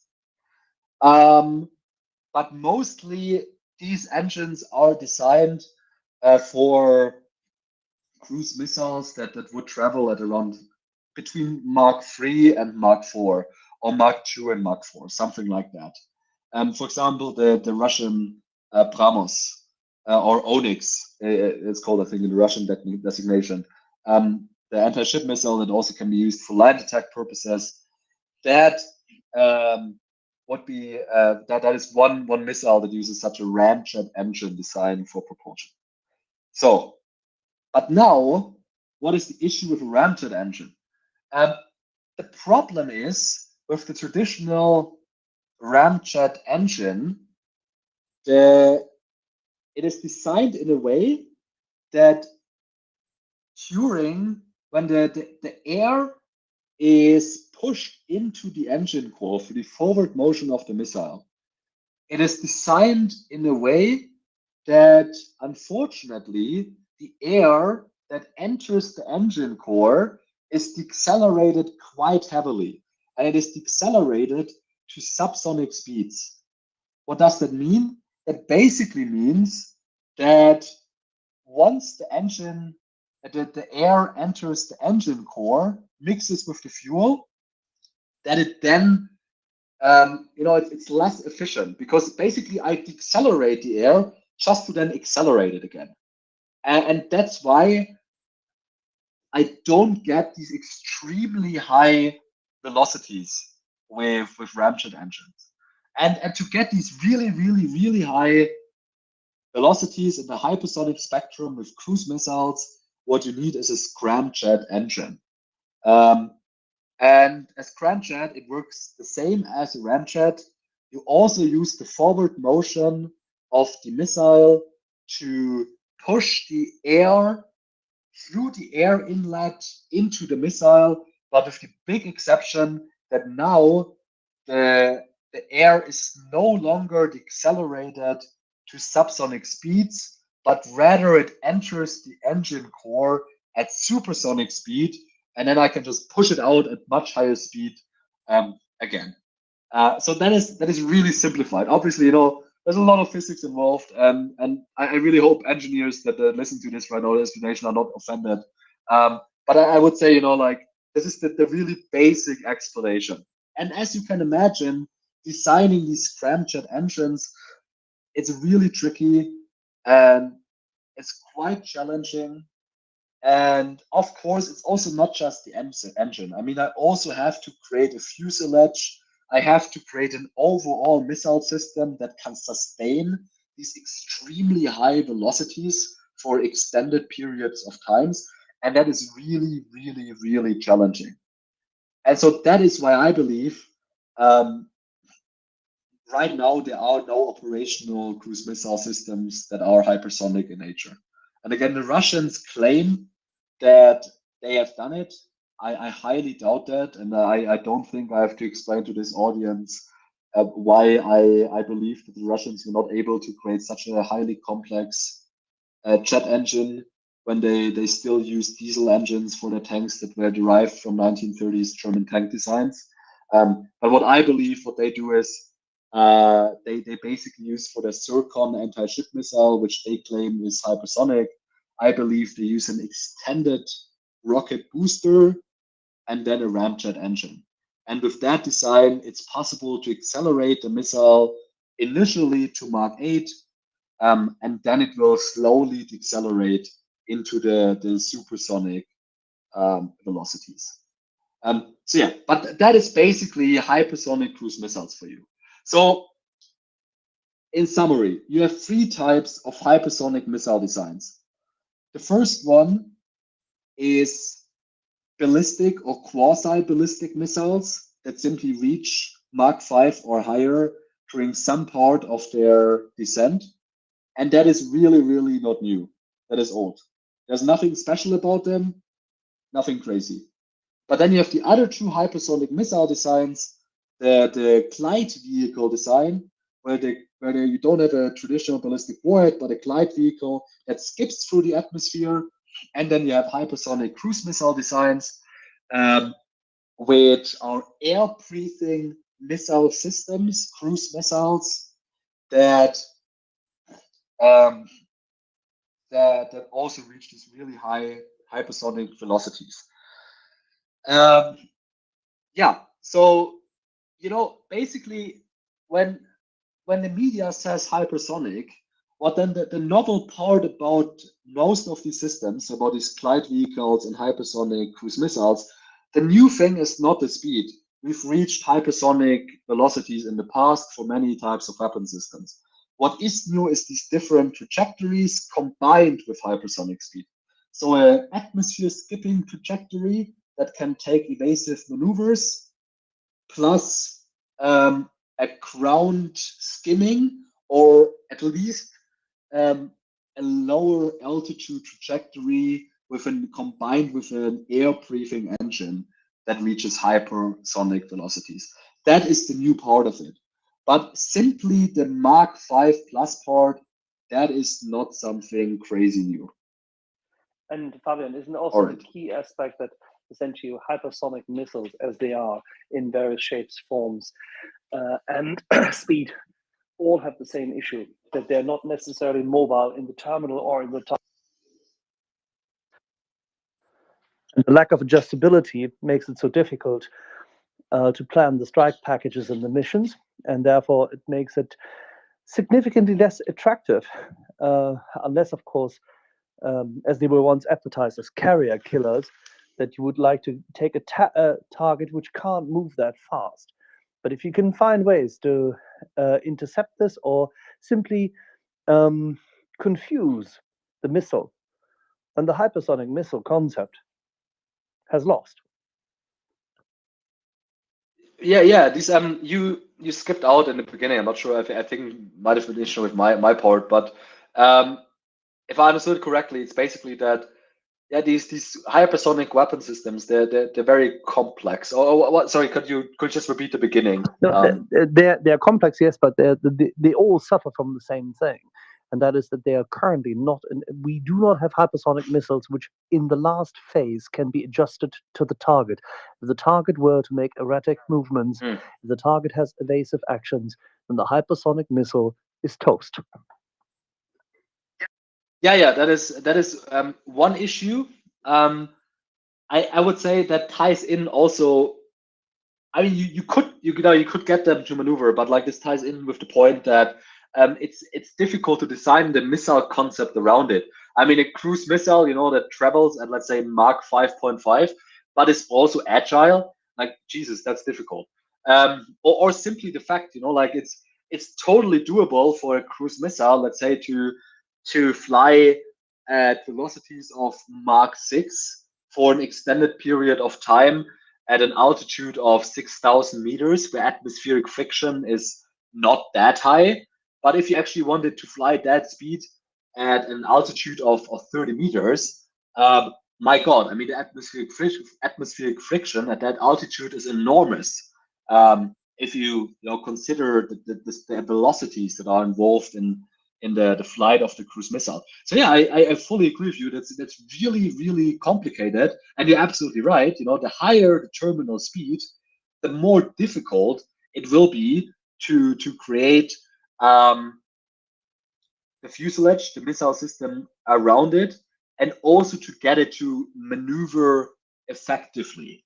I would say, though, so one aspect of that maybe makes it a bit easier is that if you look, for example, at hypersonic glide vehicles, actually in their terminal phase, so if they're really like, let's say, the last 30 seconds or 1 minute before the target, when they are quite low already in the atmosphere, so when their flight altitude is already rather low, let's say at, I don't know, 3,000, 2,000 meters altitude, because of that atmospheric friction, they will slow down naturally. Which then again makes it somewhat easier to maneuver. It's the Chinese, they have claimed that they have that hypersonic carrier killer, the DF-21D, if I'm not incorrect. And I actually don't know if they have tested their capability to engage moving targets. And it would be really interesting to have, like some classified info here, or what the Americans believe what this weapon system can really do. But yeah, for us, I think that's difficult to say. 100%. There's many stories which we can't even discuss here because we don't know the basics. We don't know what's going on. But from what we can observe, there is a lot to be declared. Most of the times during war, during real kinetic peer-to-peer conflict, the development of technologies accelerates massively, and we can see this already by means of what the Ukrainians are developing at this point in time.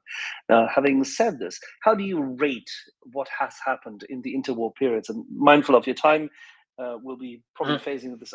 We'll be probably ending at about Q2, but maybe we can use the final phase of our discussion today as to describe what kind of challenge Ukraine has in developing its own missile systems generally. I mean, during times of war, on the one hand, you get a lot of feedback. There's constant interaction. There's a good feedback loop with the ZSU, with the Ukrainian Air Force and the likes.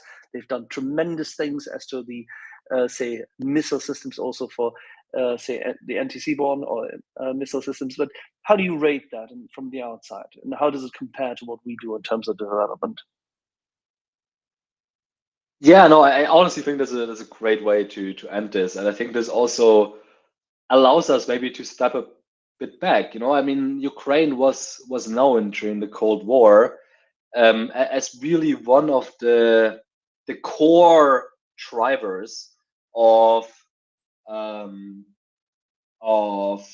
Russia's ICBM program and its ballistic missile program. And if I'm not incorrect, basically the standard Russian ICBM, the SS-18, the Satan, has its origin in the design bureau in Dnipro, in Ukraine. So there was really a lot of really high expertise surrounding military missile systems in Ukraine. And as we all know, with the end of the Soviet Union and as a result of agreements between the West and Ukraine and Russia, Ukraine was made to give up its nuclear weapons and its ICBMs, and also basically its military ballistic missile program in general, including also its Scud missiles, which was then been forced to give up, which, as some have pointed out the last couple of weeks, is one of the big reasons why we basically owe Ukraine ATACMS and other long-range strike weapons, because we kind of forced them to give them up. But that's another point. But so the thing is, when it comes to military procurement, there is something involved that's called tacit knowledge. And tacit knowledge, that's something in contrast to what we call explicit knowledge. Explicit knowledge, that is something that I can find in textbooks. So, in a textbook, I can read, as I said, I'm not a natural scientist, I'm a social scientist, but I can read in a textbook how you design a turbojet engine. I can read how you design a multi-effect warhead. That is explicit knowledge that is widely available. But to actually build these things and to integrate these things into a functioning system, what you need is tacit knowledge. Tacit knowledge is something that cannot easily be written down, that is very hard to acquire, and often is passed on through mentorship. So, you have like one really experienced guy who has a couple of apprentices under him, a guy that is really good at, building a turbojet engine, and he explains it step by step to his underlings and how to integrate that. And with Ukraine being forced to give up their military ballistic missile programs, this tacit knowledge got lost.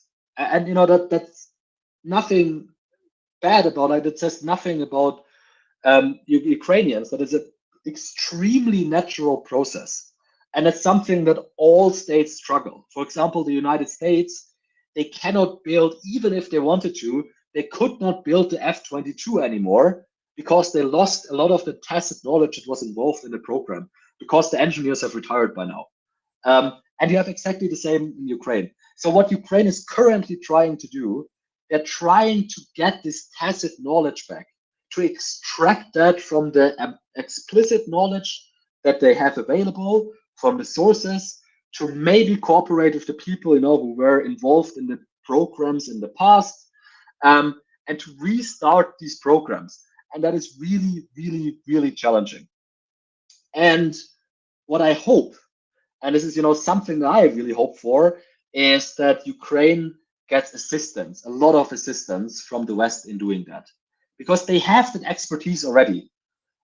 I think what they need right now is they need people to help them to scale that, to share that expertise with a larger crowd of Ukrainian people, and to create a clear military missile program. But then what I've also heard, and I think this is a valid concern on the side of the Ukrainians, is that they are involved with having Americans and other Western actors too much involved in their missile program, because they're then afraid that the Americans later come and say, you know, like, hey, we helped you with the.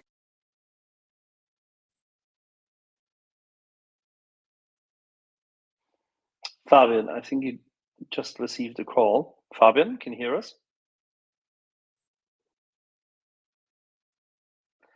And no, that was not a call from the DoD. Better not be. This was all, you know, in the public sphere. I think he'll be back in a second.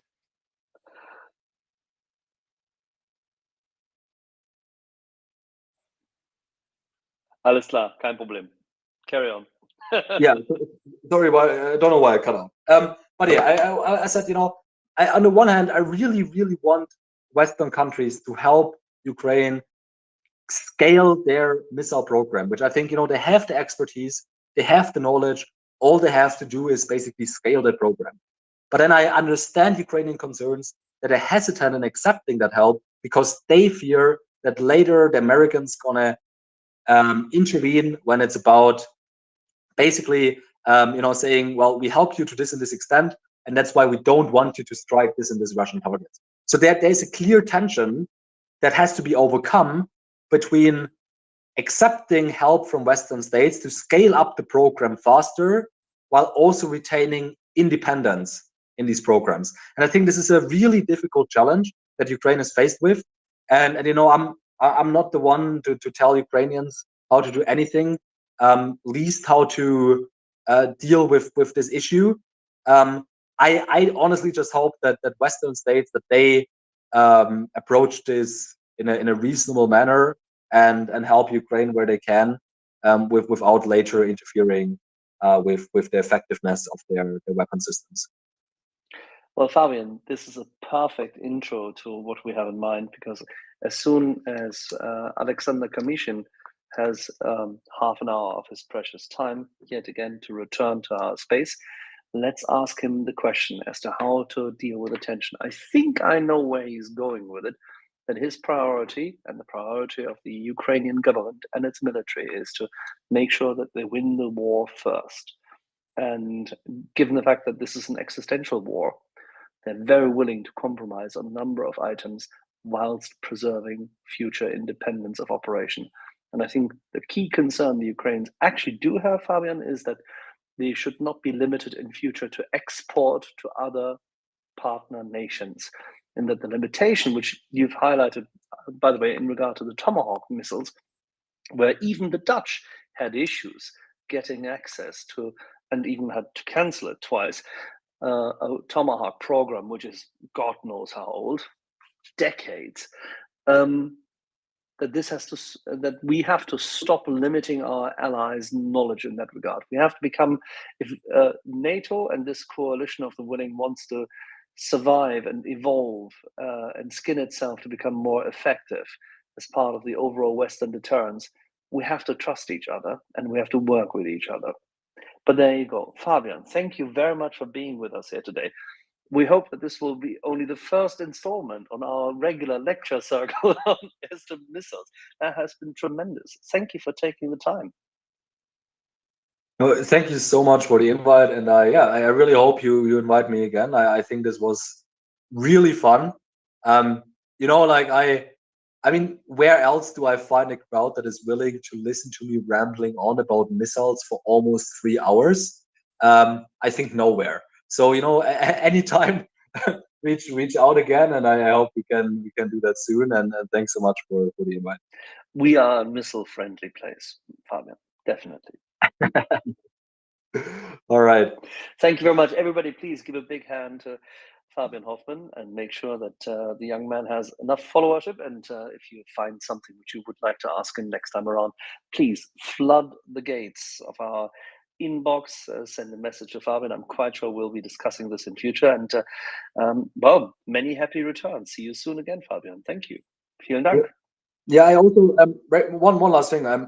If you want to, like a tiny bit more about the basics of the missiles, I will just tweet a report that I wrote in 2021. I also referenced earlier. I tried to outline these basics in very clear written English. So maybe that's interesting for some of you. I will post it in a second and feel free to read it. We will be glad to retweet it and to make sure that it has sufficient exposure. Excellent. Very well done. Thank you. Thank you. Talk to you soon. See you. Bye-bye. Prost Sonntag. So, thank you very much, Sir Shaggy, Doman, everybody. Thank you very much for taking the time. It was tremendous, I have to say. Doman, this was even better than we hoped for. That was pretty good, yeah. I mean, we only did, what, 2 hours, 45 minutes with a little 2-minute break in between. We're not even 1/10 into the missile lecture circle.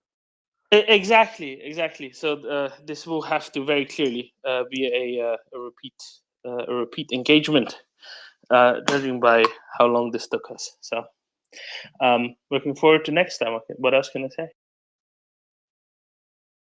All right, Shagster, over to you. Hasta luego. Thanks very much. And over to Ernest.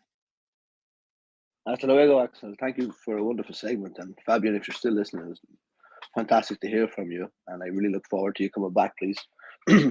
Please don't be shy. I mean, you can come and listen and chat anytime. It doesn't have to be for a formal discussion as was today, but it was marvelous.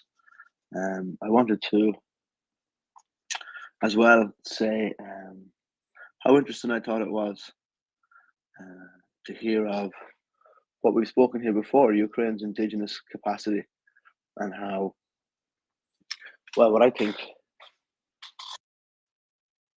is that they shan't be left wanting, whether that is from foreign supplies, that, take whatever strings to attach with those, but they are quite capable and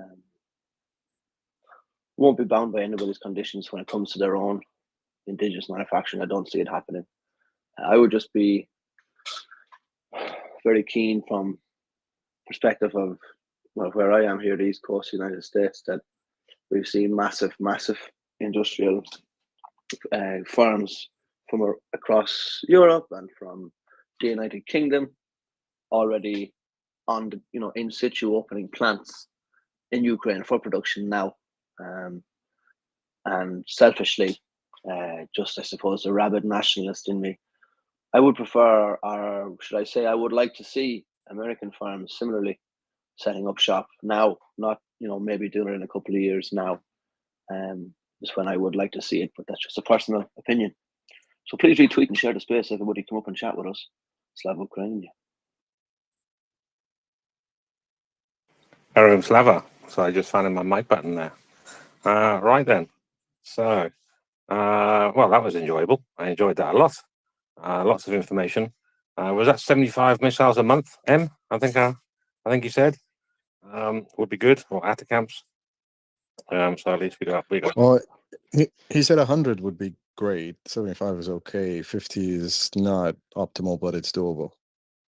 Okay, so the number more, yeah, as we all know, that number more is more than 100, even better than 100.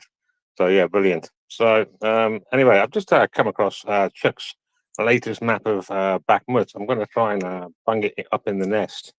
So I was wondering, hang on, where's my profile gone so I can go and do this?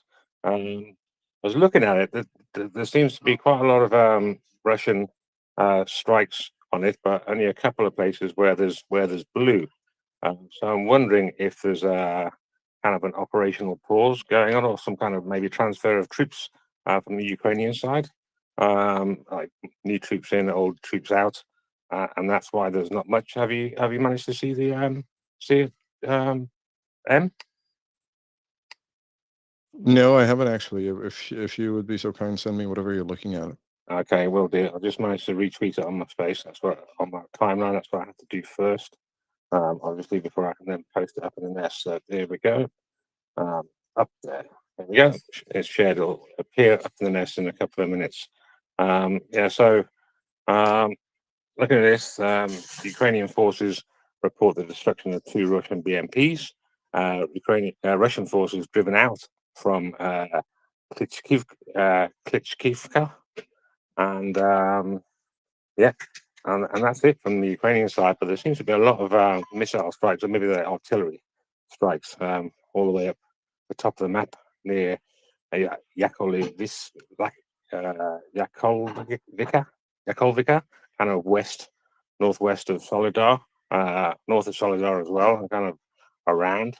Also behind the lines, just on the left of the M03, and quite a bit kind of between Bakhmut and Chasiv Yar as well. So I don't know if this means the Russians are upping their tempo, or whether it's just a more detailed map from a Russian perspective than a Ukrainian perspective. So I wouldn't mind getting somebody's view on that, actually, who's military or have got more military experience than my zero military experience. Right. I'm looking at Chuck's update, and it seems that this map is showing that the Russians have increased their tempo around Bakhmut, maybe trying to apply some pressure to push forward. But it seems that the Ukrainians are more or less stopping their advances, and the situation around Bakhmut is more or less the same. The RSW and the British Ministry of Defense, their updates and their analysis shows that there's little change on that front. Everyone is more or less focused on what's happening on the southern front, Zaporizhia, and the Ukrainians expanding the tooth of their penetration of Russian defense lines. But looking at this map, it seems that it highlights Russian strikes, but also the ones you pointed out, north and northeast and west of Solidar. I'm assuming those are Ukrainian strikes in depth against Russian logistical nodes, perhaps, maybe. I'm not quite sure. But hopefully we'll have Chuck on soon, and he can give us a thorough update of what he thinks of what's happening around the area of operation in Bakhmut. Yeah. I mean, normally the red ones are the Russian strikes, and the blue shading is the Ukrainian ones. So I'm thinking the ones north of Solidar must be Russian strikes, unless he's got his colours wrong. I don't think he's ever done. I've not noticed he's done that. So yeah, that's what I was thinking. It definitely looks, just looking at the colours, like a uptick in tempo. Maybe it's missiles. Maybe it's artillery. But on the ground, it seems south of Bakhmut that the Ukrainians are making some progress if they've driven the Russians from Klitschivka. I hope I said that right. So yeah, okay, all right, brilliant. All right, we'll wait for Chuck to explain that one, because I'm not going to be able to explain that one. All right. Have you got any news, Em, or have you heard anything today? I've been listening most of the day to Doman and Mockers earlier on, as I was driving around, and managed to actually remember to take my Bluetooth speaker to work. No, actually, I haven't been checking the news today. But the more interesting update, or the most interesting update I saw today, is that Bayraktars are still up and running, and apparently they took out another Russian naval asset today. It's a small boat, fast craft, probably was bringing supplies, and it was hit by Bayraktars. Oryx reported that at least 20 Bayraktars remain operational with the Ukrainian armed forces, and before August they were more or less conducting surveillance advanced strikes, and now they are carrying out strikes near Kherson, mainly, which could be, or could highlight that they've received more munitions for those Bayraktars to use them in an offensive mode. So that's good. Means that the Ukrainians are still flying Bayraktars and they're still using Bayraktars to take out Russian targets, because that was something that a lot of people were wondering about, during the beginning days of their delivery. We saw them more in action than we saw them later on, and we saw them recently, but now they seem to be back in action again. I think that's quite interesting. And to connect the dots, I think Turkey donated another Bayraktar a couple of weeks ago. So it could be that they are either receiving spare parts or receiving munitions or even receiving new ones as well. I guess time will tell. Yeah. Oh, time will tell always reminds me of 200 Zorka, actually. That's his tagline. Makes me chuckle as well. So yeah. On that boat, so it's the boat was a KS 701 Tunitz boat. It was actually disembarking some Russian soldiers right on the beach when it was hit. I'm looking at Defense Express at the moment, and it's got a photo of them disembarking. So yeah. So hopefully they took not just the boat out, but there's a video as well. I haven't seen the video yet. So Well, hopefully there is a video, and some of them disembarked, yes, but I think they were also offloading equipment. Okay, I'll stop that video because I didn't realize it was going to have sound on it. Sorry about that. If I yeah, okay, all right. So they got some equipment off. Did they? I haven't seen the video yet. I don't think I'll play that while I'm thinking just yet. So yeah, do you know if they got all the people, all the Russian soldiers, or just the boat, or a bit of both? Material. I'm looking at the video, and I could tell that at least a couple of them were wounded or maybe went KIA, and a lot were on the boat. Just before it was hit, there were at least 1, 2, 3, 4, 5 offloading supplies, and one was near the boat taking a box or something. 1, 2, 3, 4, 5, 6. I can count 6 very close to the boat, and one of them almost made it to the beach before the hit, and boom, and he fell. So I'd reckon it took out at least 6 Russian soldiers. Yeah. I just realised I can turn the volume up on that video, so I just had a look as well. Yeah, good strike. I like that. Yeah, it's been a while since I've heard of Bayraktars. Like most people had the Bayraktars in action. I wish that video had the Bayraktar music on rather than what it had on. Actually, that would have made it a bit better. I'm gonna have to try and dig that out from somewhere from a video from over a year ago. Maybe add that to my collection again. I need to download that. But yeah, that's very good to see. It does warrant a story of music clip if you want to play the music. Okay, all right then. Well, I haven't queued that up. I was busy kind of taking notes and stuff like that, and listening. Actually, I forgot to cue my music up, but I will have it ready. What time is it? Yeah, got an hour left of our co-hosting session, so I'm sure I'll be able to whip out a bit of Taylor Worm music. I'll try and dig out a Taylor Worm as well. So another interesting statement that came out today as well. It's the Armenian prime minister, and he explicitly stated that Armenia depending on Russia for security was a strategic mistake. As everyone knows, Armenia and Azerbaijan are more or less in a conflict right now. Azerbaijan is supported by Turkey. Armenia is supported, or so-called supported, by Russia. And all the Russian air defense systems that were supplied to Armenia were more or less taken out by, again, Turkish Bayraktars supplied to the Azeri forces.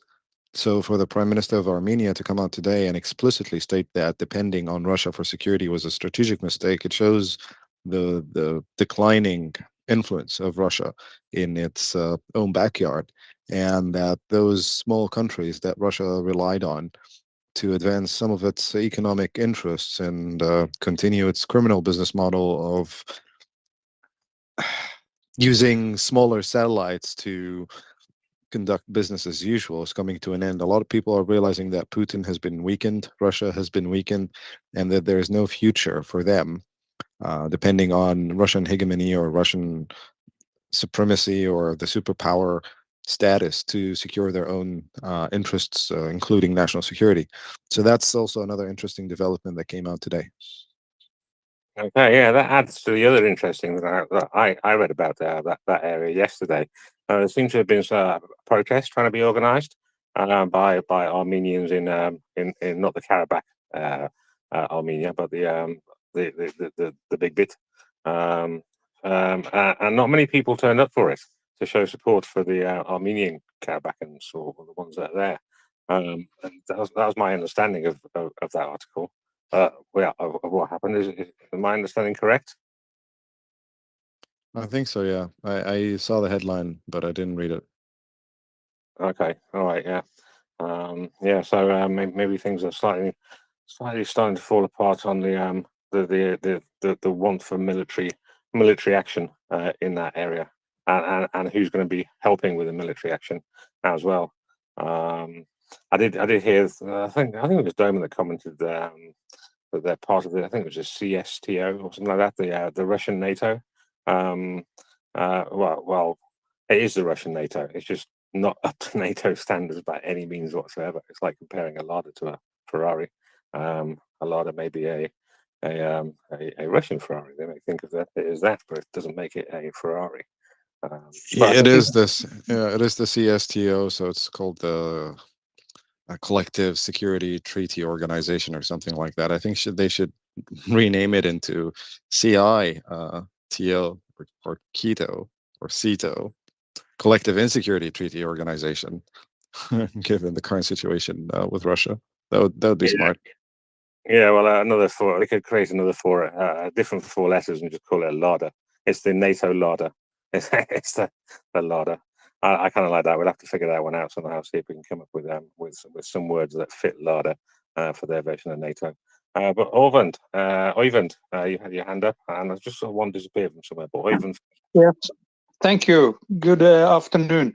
I see Am is on, so I have a question. It's not directly related to Ukraine war, but somehow it's related to maybe China, Russia. It's something happened in my peaceful hometown, Bergen in Norway this weekend.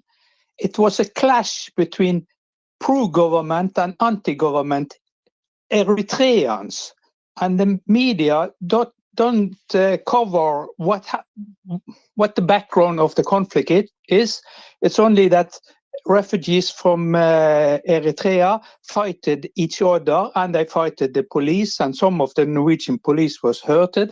Maybe you can put a light on what is it about Eritrea. I know China support them. I know Eritrea support Russia. Can you give a little bit background?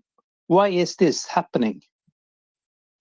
It also happened in Israel as well. So apparently it is more or less related to the tribal politics between Eritrea and Ethiopia. The Amhara, they exist in Eritrea and in Ethiopia, and right now the Ethiopian government is more or less engaged in a confrontation with the Amhara tribes, and I'm assuming that the Amhara Eritreans are protesting the relations between the Israeli government and the Ethiopian government, and probably the Norwegian government and the Ethiopian government, trying to urge them to take a tougher stance on the Addis Ababa government and their crackdown on the Amhara tribe within Ethiopia. Ethiopia and Eritrea used to be one country, and then they got separated. I don't really remember the history right now. And also, Dan John has just messaged me telling me that it happened in Sweden as well. So I'm assuming that the Eritreans and diaspora, they are connected, and they are organizing and actively trying to challenge the current policies of the governments where they are living to protest their stance on the government in Addis Ababa and what the Ethiopian government is doing right now to the Amhara tribes. One of the detained, he claimed that the government of Eritrea, you can compare them with the government of North Korea, How do you see that? The government in Eritrea is actually quite oppressive, and they've engaged in several draconian measures as well. Eritrea is not doing well at all, and it got sucked into this whole clash between several factions inside Ethiopia, and more or less they reached a certain peace agreement with the government in Ethiopia right now. But because the Abiy Ahmed and his political party rose to power, and now they are more or less using them as well against some of the Ethiopians. It's tribal politics happening in between Eritrea or within Eritrea and Ethiopia right now, and the immigrants in diaspora are organizing against it. That's the general idea. I don't have the details, but that's what I know thus far. Thank you. Okay, I'll step down. Thank you, Oyvind. Just wait with us. I think Joanna has something to add about this before we go to Tracy. No, actually, I wanted to add something about the previous news about, the Prime Minister of Armenia that gave that interview in La Repubblica and said some very interesting things about Russia.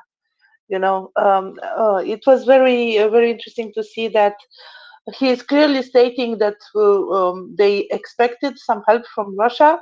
But in his words, it's today when Russia needs weapons and ammunition, it is clear that even if it wanted to, the Russian Federation would not be able to provide to Armenia's security needs.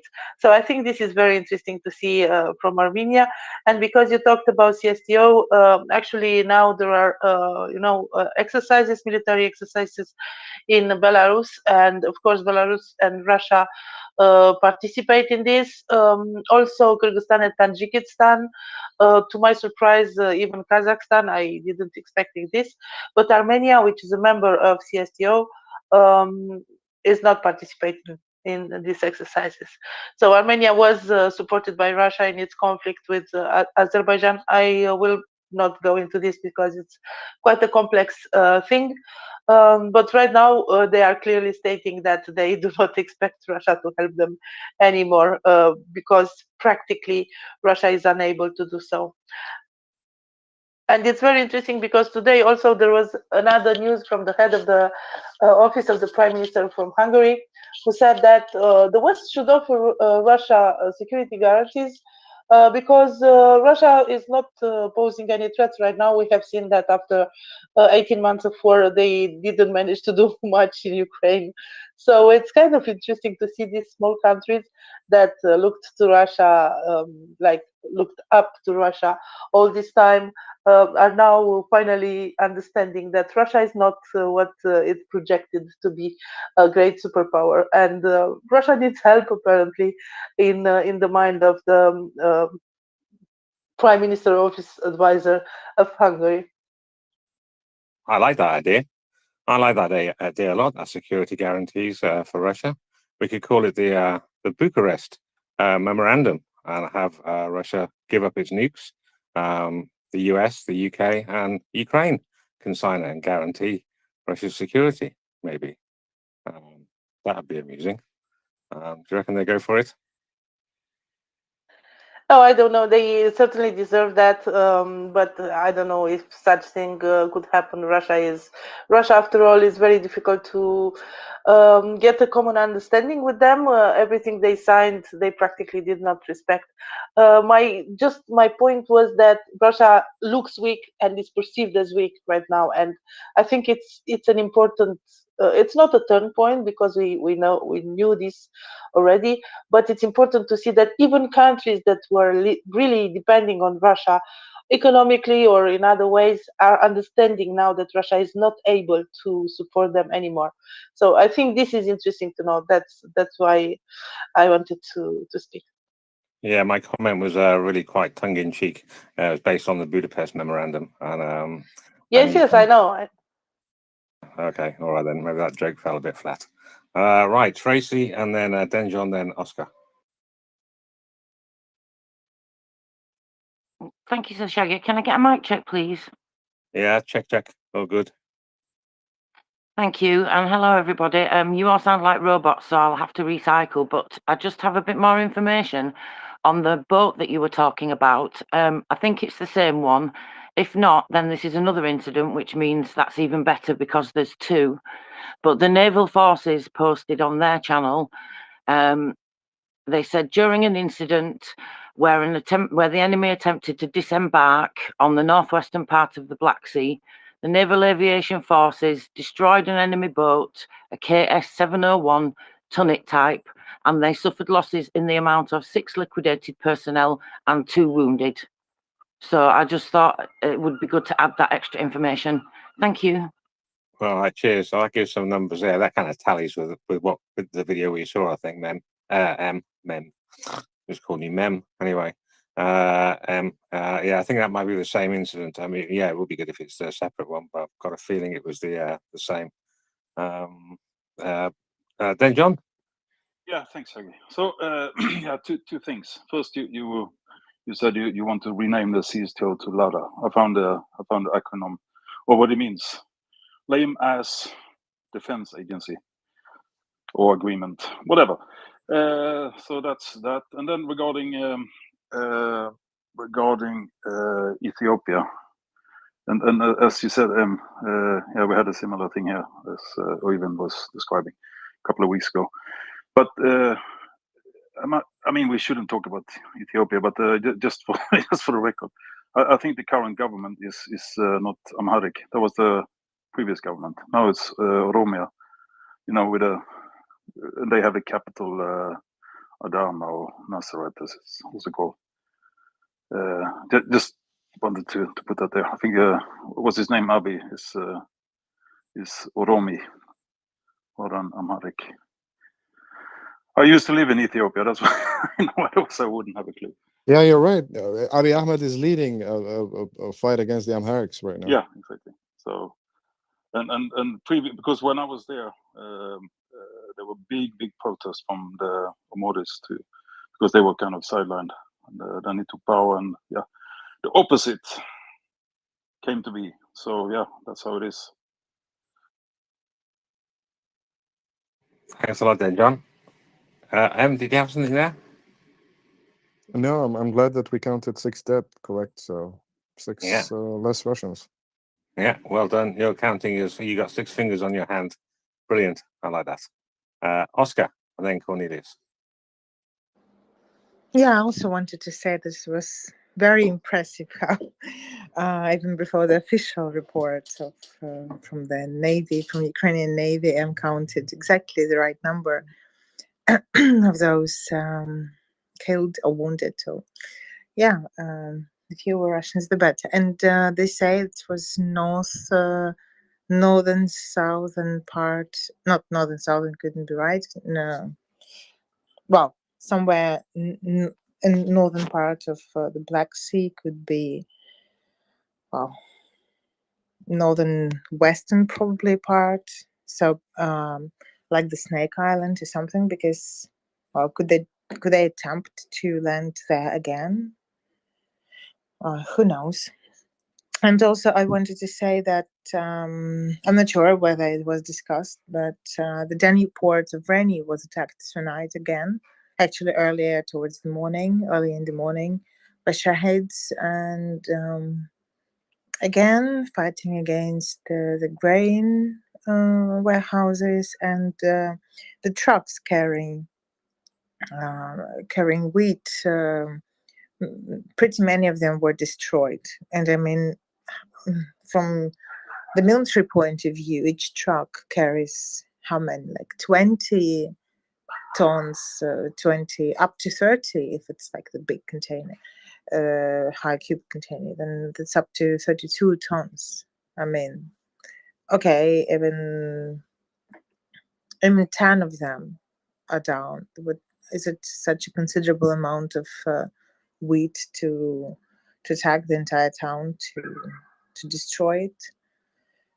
Yeah, and they take circles. They have kind of a schedule, this SMM plan, when attack what, when to launch what. So I guess Ismail will be later this week, and then again Odessa maybe in between, or just in parallel, they do that. So yeah, that was actually the comment. Yeah, thanks a lot, Oscar. Yeah, looking at that video, because there's a lot of sand on it. I was wondering, and the angle of the sun as well. I was wondering if that may be like the Kilburn Spit or somewhere around there on that side. There's a few spits on that side, but that Kilburn Spit is quite close. Is the closest part to Ukraine. There's some other spits as well, a bit further south of the. A bit further south, actually, in Kherson Oblast, technically in Kherson Oblast rather than Mykolaiv Oblast. And I wonder if I think that part of Mykolaiv Oblast is the only part. It's like less than 1% of it is occupied by the Russian invaders. So it may actually be that Kilburn Spit, but yeah, it just said the northwest part of the Black Sea, so we don't know yet. I don't think. I'll do some more digging or wait for it. And sorry, as a follow-up, a question: why would they still attack the Snake Island? Because it is bombed from time to time, and for example, now the report goes that it is being targeted again potentially. So why? Yeah, I mean, if they want to retake it, to place their defense base there, but why just bombing? Because some Ukrainian installations could be placed there, or they're just annoyed by the flag. But you have the flag, right? Yeah, it could be as simple as that. Actually, just trying to bomb the flag or target practice or going after any equipment the Ukrainians have put there as well. If there was a landing, it might have been. And I'm guessing here, maybe M can speak to this a little bit better than me, but maybe they're trying to get some intelligence type stuff. But if it was just bombing, then yeah, just destroy stuff. And what do you think? Oh, and I forgot that I wanted to say something about Bayraktars. I heard in one of the interviews, I can't remember with whom. I guess maybe that was the head of Come Back Alive, or maybe jointly with some military guys. They said that there is going to be, or maybe already, a new generation of Bayraktars, this improved version, which is doing better and has the better potential of destructive potential, let's say. So yeah, Bayraktars seems to be back soon. Bayraktars 2.0, not the first type. And because this question comes over and over again, because they were so big at the beginning of the war, and the usual answer is that because Russians would go in this caravans, whatever the word for this long chain of tanks, and without being distributed around, just going in line along the road. So they were easy target, and Bayraktars did their job. So yeah, then they kind of disappeared from the information space, and now they come back, seemingly. So yes. Yeah, be interesting to I think people are speculating on lots of different reasons. I'm kind of waiting for the Bayraktar factory to open in Ukraine. They're building one in Ukraine. I don't actually know how far along that's gone, but yeah, when the first homemade Bayraktar comes off the production line there, that'll be a great day. But yeah, if anybody has any information on how that's going, I'd love to hear about that. But before then, we'll go to Cornelius. Hey, Shaggy. Yes, I am. Yeah, this conversation totally got away from where I was going to go, based on what you said about providing security guarantees for Russia, and you were saying it tongue in cheek because it's ridiculous from our point of view, but one of the things that has pissed all of us off is that the United States and maybe some the West basically has put limits on the ability of Ukraine to use Western supplied weapons beyond their own borders. and that's limiting their ability to be effective. And it's always been a real conundrum as to why that is. Yesterday on the MriyaReport space, the folks were talking about China, and it was a really good discussion. It got me thinking. If we achieve what we want to and completely disrupt Russia and knock it right on its butt, it falls apart as a society. If it is so destabilized that it undergoes a complete internal meltdown, one of the things that I think might be possible, I'm no geopolitical expert, but would be China seizing northern territory. Because right now China's facing massive, what do they call it? Water scarcity. There's water insecurity and energy insecurity, and all that empty, well, to them, empty space above them in Siberia, all the way to the Arctic Ocean, is that would be gold to them. There's a massive freshwater reservoir up there. There are Arctic gas reserves they could use to alleviate their energy problems, and it's makes me think that the United States and maybe their allies are looking at this and thinking, if China is able to gain that territory up in north of itself through all the way to the Arctic Ocean, then we have a serious problem. Taiwan, never mind Taiwan. If China is able to do that, expand into that empty territory and take advantage of their antipathy towards Russia and Russia's destabilization, we might be in a world of hurt. So maybe that's what's actually driving the reluctance of the West to provide effective weaponry. Back to you. Yeah, some good points. Yeah. Anything else? I mean, wouldn't that want? There's almost an impetus for the West to supply security guarantees to Russia, which honestly, isn't that a security guarantee? Oh, we won't let Ukraine bomb you in your country. It grates against me just even say it. Thing is, Ukrainians, when they targeted military targets inside Russia proper, they went after military targets, valid military targets that have been used to support the Russian military operations and efforts inside Ukraine.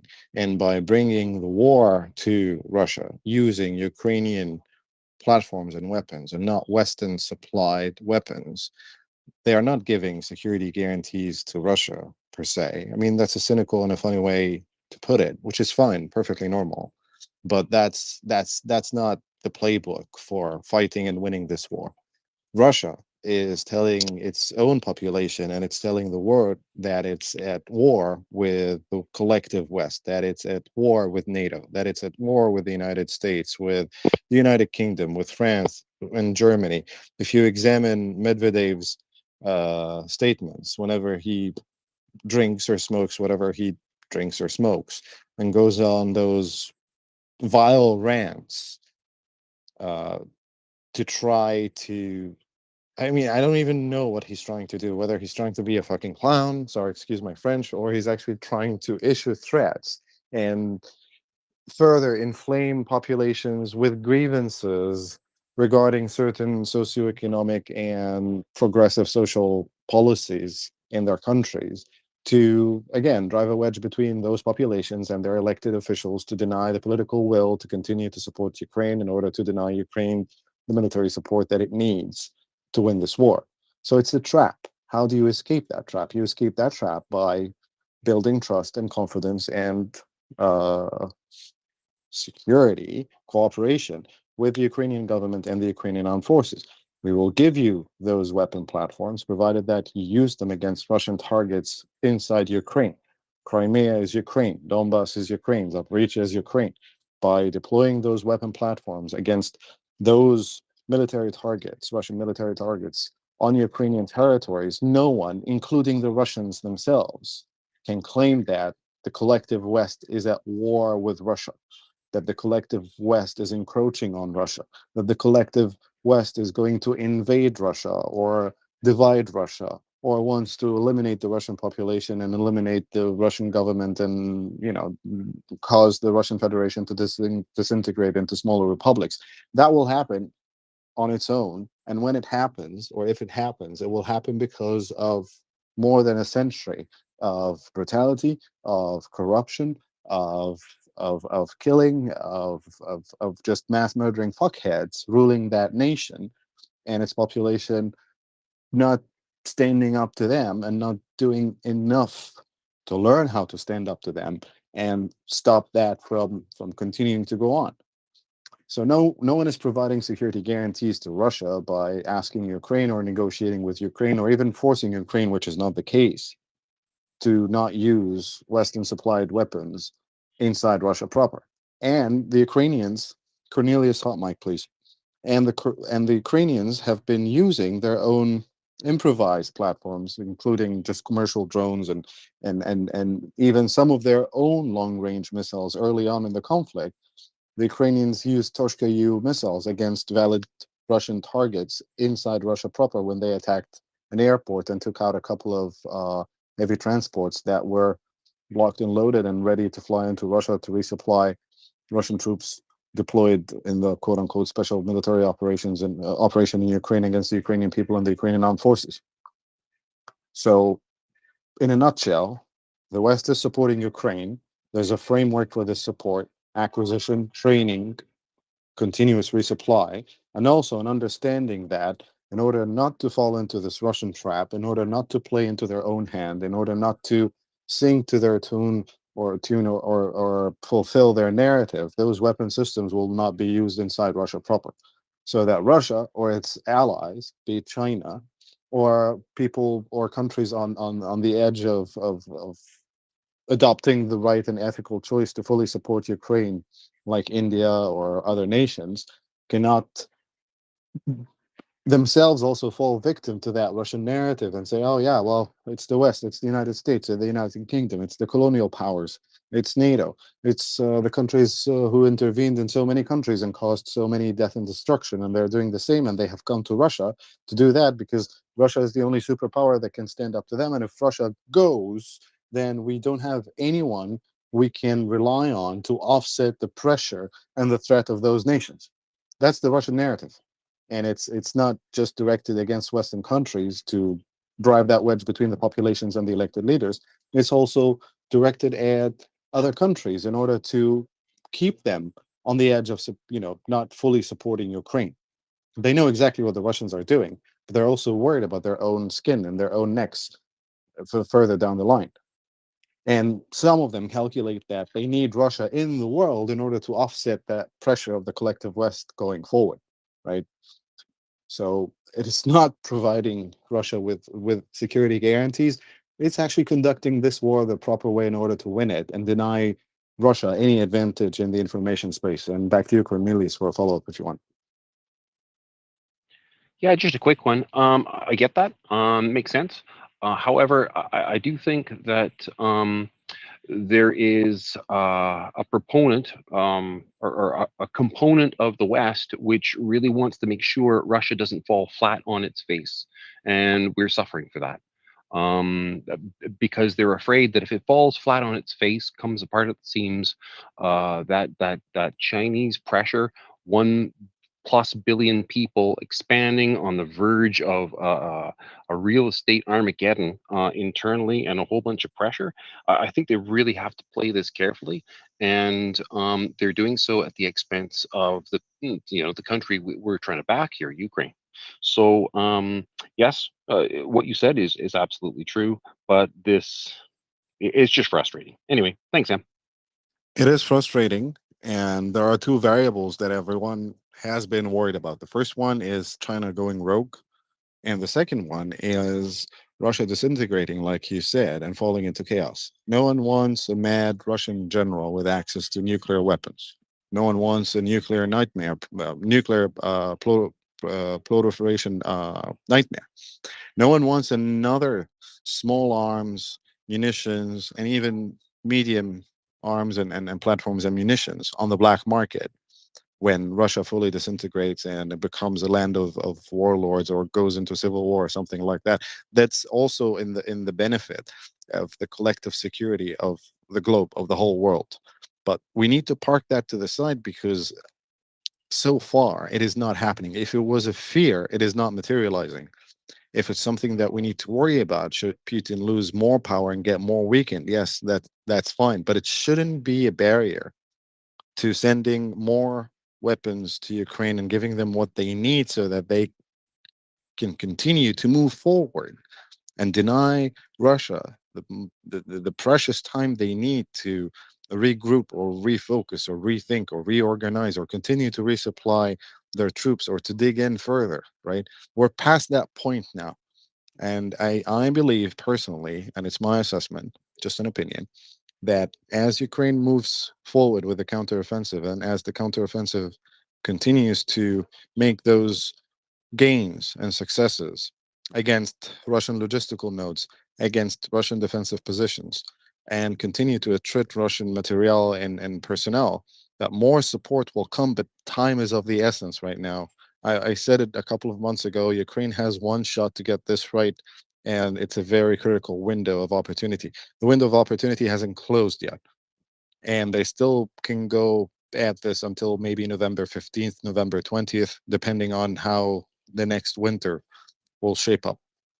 So it's they still have the window of opportunity of more than 75 days to continue their operations going forward, and in 75 days a lot can happen. We kind of approached the same point last year when they were conducting offensive operations around Kherson, and it ended with the Russians conducting a retrograde maneuver and withdrawing to or retreating to the other bank of the Dnieper. Things can happen and things will happen, but the time is now more than ever to send to Ukraine everything that they need so that they can keep the pressure on the Russians, because that pressure is what can cause another rout. That pressure is what's destroying their morale. That pressure is what's preventing any of them to muster any strategic or critical thinking whatsoever to either stop the war or even start conducting this war in a more successful, efficient way for themselves. The last thing you want to do is to unite the Russian population behind this mass murdering fuckhead again if they perceive a threat to their homeland under long-range fires of Western provided and built platforms. That is a no-go, because believe it or not, and this is not the whole there are good Russians argument, but some of them are patriots, but they don't know any better. And once they perceive this threat to a certain degree and a certain measure, they will fight furiously. And you don't want that. You want them to leave the country. You want them to escape. You want them to dodge the draft. You want them not to show up to the mobilization centers. And how do you do that? By embarrassing and degrading and attriting the Russian forces within Ukraine, on Ukrainian territories, using as many platforms, as many weapons as Ukrainians need, and as you can give them and provide them as quickly as possible. That's the way to do it, and that's the way to go. And I hope this answers your point. Back to you, Shaggy. Yeah, I agree with that as well, wholeheartedly. The voice of reason, I'm going to be calling you from now on, M, in many ways. It definitely reminds me of this time last year in Kherson and then Kharkiv. And the same people who were moaning about things going too slowly then, well, a lot of the same people. Some people have learned their lesson, I have, because I was getting a little bit worried last year as well. And then suddenly Kharkiv happened. So this reminds me very similarly of that, and a lot of the people who were moaning last time, as I said, are moaning this time as well. And I think they're going to be proved wrong again, just like they were last time as well. It's going to take time, pressure, and increasing pressure. That's what's required. I mean, there is pressure on there now, and things will crack, I think. But if there was more weapons there given to the Ukrainians, then the Ukrainians could increase that pressure even more. I mean, I think they will increase the pressure with what they've got, but if we give them more, they can increase it even more to break these Russian lines and make breakouts earlier earlier in the year, like sooner to now rather than later on, when you kind of rely on the weather a little bit to play its part and be on the Ukrainian side and stay dry for longer. I think if it's kind of a very late summer type of thing and winter comes late and the rains come late, that will definitely, in my view, play into Ukraine's hands. I think the Russians are kind of trying to get through to a winter soggy season or the mud season, and hope exactly. I don't think that the Russians will be able to sustain another winter in Ukraine. I mean, I could be wrong, but I have this feeling that they just don't have the stomach for going through another winter there. And if they do, I don't think that the Ukrainians will, definitely the tempo will decrease a little bit, but I'm sure that they will keep the pressure on Russian positions. And just very briefly, before we go to hands, I wanted to ask Oscar about the recent attacks against the port infrastructure, be it in Odessa or Ismail. If you have any updates for us, please go ahead. Well, no specific updates.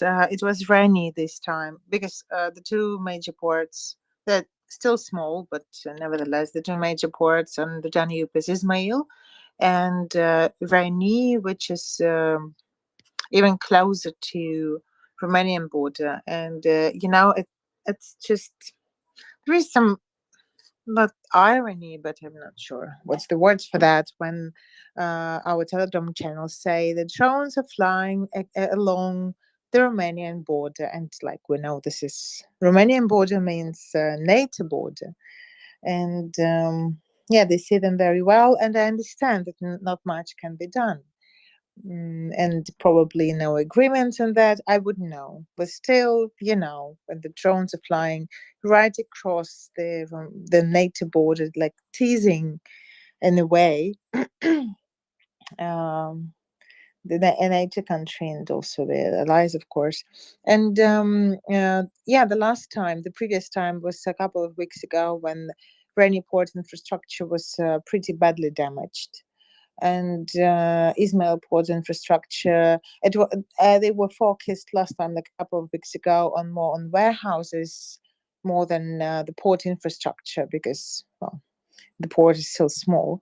But I think they switched from hitting the infrastructure to hitting the actual warehouses, the storage, the wheat storage, or whatever other grain there are, the silos.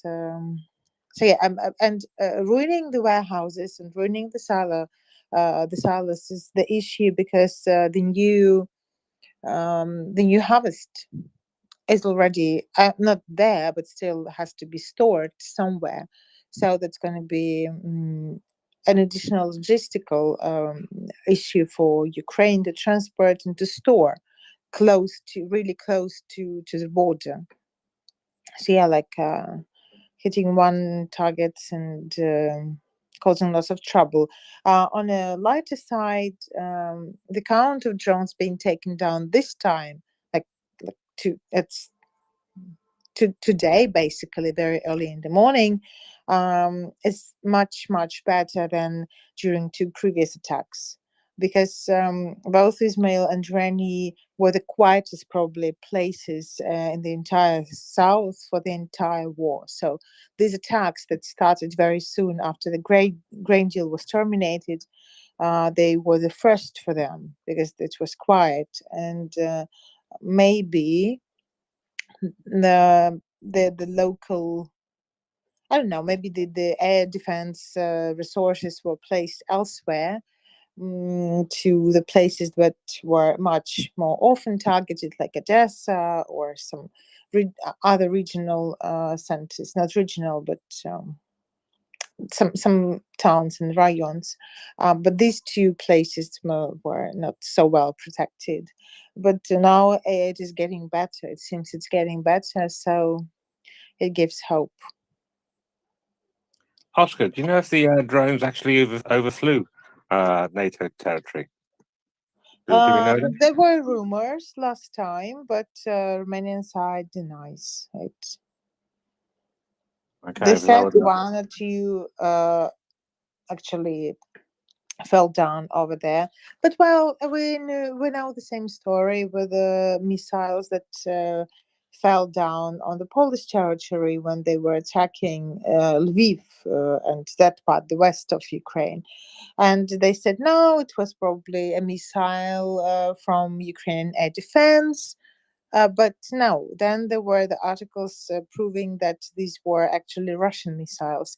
And the suggestion is, I think that's like it was something suggested overall, not voiced, but still kind of the general idea that it was recommended not to comment on that because not to look weak if actually you've got that missile on the NATO territory and did nothing.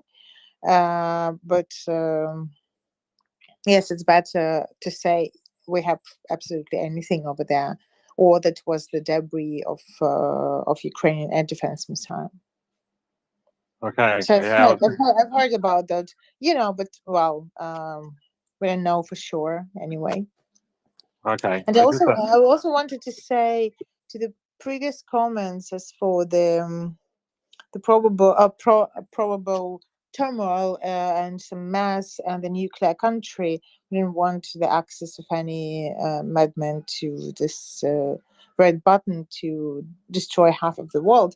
But the thing is, our big hope, and that's the thing that actually let Ukraine stand, and among other things, of course, and that probably kind of the internal security mechanism, survival mechanisms, Russia, is its corruption, because the generals don't want anything being destroyed just for patriotism or some their big ideas or their hatred to West, collective West, or to whatever place they can target. They want money. They got used to buy luxury yachts and very nice watches and fancy Cobble Lake villas, etc. So, and they cannot have them if they don't have access to resources. So it was actually the discussion about the Crimea bridge, because there were the issues, I guess, with some ground test that that's not the best place to build such a big bridge. And the discussion was that, well, no matter how how good idea it is, how reliable it is to build this bridge on this specific soil, yes, this is a long-term project. If there is money over there, if you can steal money from this project, it will be built. It doesn't matter how long it's going to stand, and it's like a symbol, and so on and so on. But also, it is a huge budget. And if you remember, for example, for that Crimea bridge alone, the budget tripled by the end of the construction. And it makes total sense, because the major reason it was built, not only to show the superiority that Crimea is ours, the slogan, but also this is a great a source of money to steal. So our hope is that no matter what's happening inside Russia after Putin's death, and he's not everlasting, it seems so, but well, nevertheless, people would want to still have access to this basket with food, like pigs or however. And so this is a chance that they would want to keep that all, and they wouldn't want to lose their real estate they bought abroad. They wouldn't want to target their children who live abroad in the countries they announce they hate so much. But in fact, if you send there your closest people, your flesh and blood, then you probably don't hate them that much, and you don't want them to be ruined that much. Yeah, so still, Russian corruption is our chance to see Russia still in order, for them all to have access to the resources they have. Ironically, of course, that's very deep irony in that.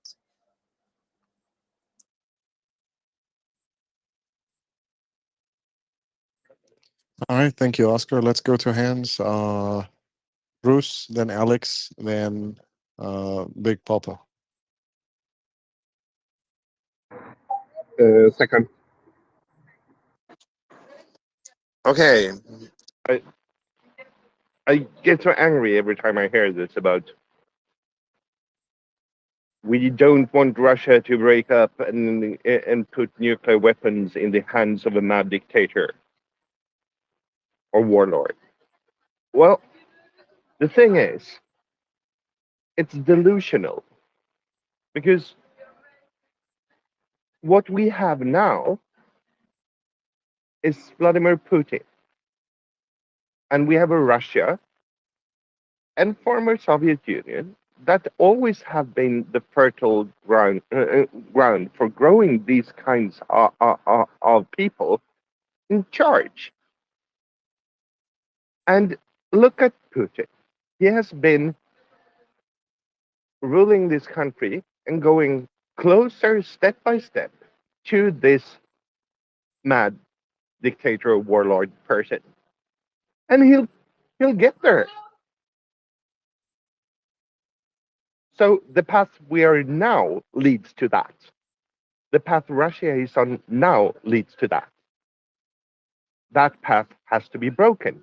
And the most stupid thing about it all is that anyone who has lived their lives in close proximity to the Russian western border know this. It's just people that live far away that doesn't see it. I don't get it. People who live That's far away delusional. see it very well. We don't have a firing solution against Putin. We don't have a firing solution against 200, 300 of his generals. We don't know who's going to succeed whom.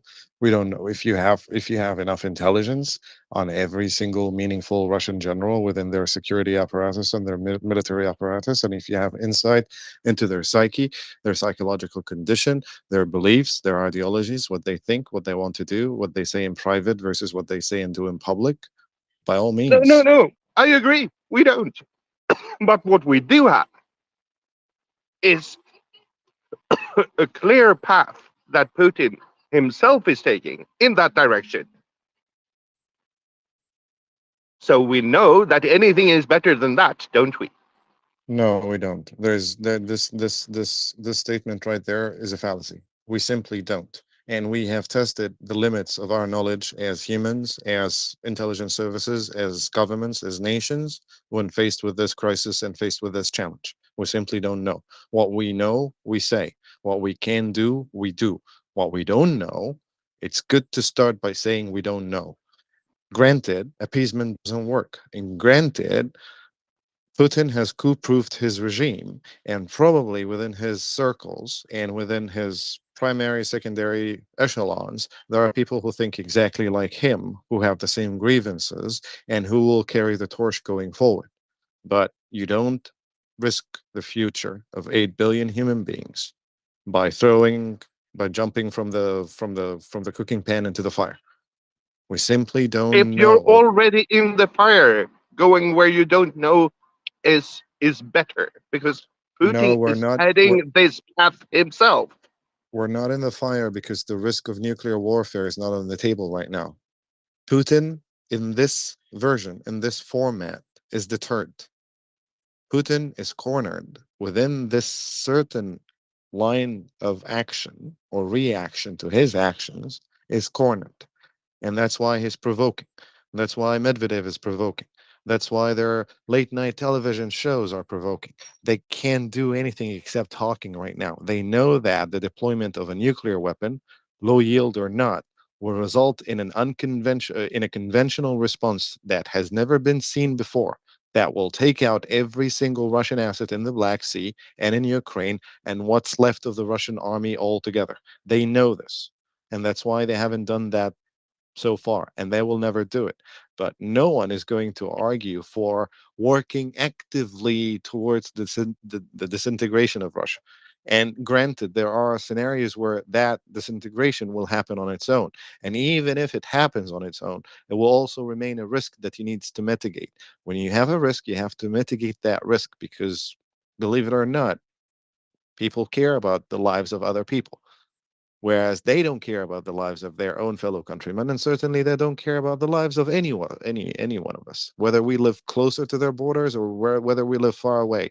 The statement that, or the argument that, if someone lives in Sweden or Finland or Denmark or Norway, they know more about Russia. Yeah, sure, they definitely know about Russia. But a Chinese knows about Russia, and an Indian knows about Russia, and an Egyptian knows about Russia, and an American knows about Russia in so many various ways, and for so many different reasons. And that collective knowledge right now is what needs to be put in place, so that we have enough wisdom and we have enough tricks and tools to just punch through this crisis and make sure that we see it to the end, and make sure that we drive it all the way home to victory. But not by making emotional statements or arguments, or not by thinking that, the devil we don't know is certainly better than the devil we know, because we appeased the devil we thought we knew, and here we are today. That's just a warped argument, respectfully, Bruce. I don't agree. I not at all. If you look at the history of how Putin has developed, he has went from statesman to raising an army of pillagers and deliberately letting them loose on a neighboring country, destroying the country, destroying the people. If he takes one more step, he's there. And he's been on that path all his reign. I'd say it's wishful thinking, not accepting that he may go there.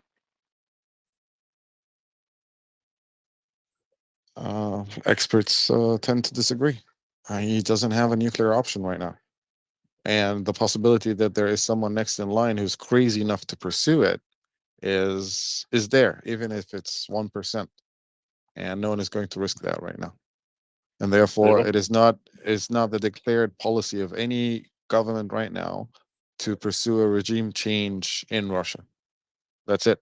That's the announced stance of democratically elected governments and leaders who refuse to pursue or to announce that regime change in Russia is a primary objective. The primary objective right now is for Russian troops fielded in Ukraine to be defeated conventionally on the battlefield. And that alone will trigger whatever chain of reaction that will start in Russia. And that needs to be mitigated as well, because that's the only responsible approach to statecraft.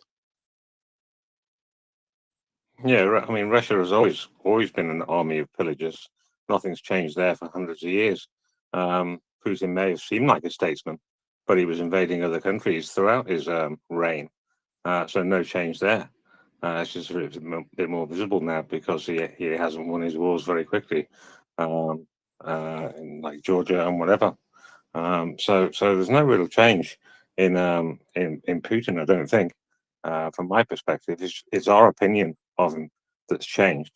The veil has been lifted. We let him get away, and the Russian army get away with a lot of stuff previously. But Ukraine drew a line in the sand, and we're kind of helping them draw that line in the sand, just not very well. Would that be a good understanding, Em? Or have I got that wrong? No, it's right. Appeasement led us here. At some point, Western governments, after the fall of the Soviet Union, thought that integration of Russia in the global community and the global business community will bring them to, a different station, different conclusion. Same thing that would happen with China. Same thing that happened with the whole moderate Islamist narrative in Turkey and the Arab Spring in the Middle East. And it's like Western foreign policy failures are there. But I'm not going to advocate another foreign policy failure just because of the previous foreign policy failures. It still needs to be dealt with delicately. Okay. Yeah, agreed. Let's go to Alex. Thank you. I nearly forgot what I wanted to speak about. But very interesting topic. I don't think we have an answer. We clearly, You know, sometimes I think it's like, you know, dealing with mad people. You know, if you keep telling them that they are genius, no matter what they do, they will firmly believe that they are geniuses, no matter what they do, and they would do terrible things. So don't stop speaking about great culture. And I mean, it's equally, you know, okay, they've been the same for hundreds of years, but they were like whole decades when they were had to abide to the rules established by greater powers. Like, for example, they did not have a Black Sea fleet at all for about 40 years because they weren't allowed to do so. They were not allowed to have one. And then they tried and it worked because like the Europe was in war, there was Franco-Prussian war, and France didn't have kind of time or energy to deal with that. And while they couldn't have the Black Sea fleet, they went on with genocide of Circassian people. So it doesn't mean that they became different, but they didn't have, you know, fleet, Black Sea fleet, and they could not do the harm which they were planning to. Actually, for its whole existence, the one of the stated goal of Russian Empire was to take Istanbul, and yeah, they've never been able to fulfill it. So where is the balance? I don't know, but sometimes, you know, this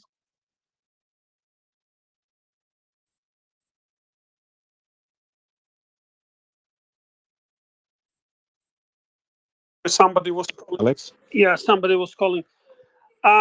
Just to finish the thought, if there is a meteor coming, you know, it doesn't matter what we're discussing. We can probably talk about if there is a way to kind of mitigate the risk or, you know, reduce the damage. But, and that's why General Hodges speaks. He doesn't speak about whether Russia should disintegrate or not disintegrate and whether it's good or bad, because this might be out of control. But what he's saying is, should this happen, we need to be prepared. What that means, well, they are like people who kind of are in their positions just to do that, you know, just to figure out what could be done if this happened, you know, because we cannot control whether or not this will happen or not. And honestly, even if we hear that nobody is interested in Russian disintegration, can we really trust the people who are professional liars? I mean, come on.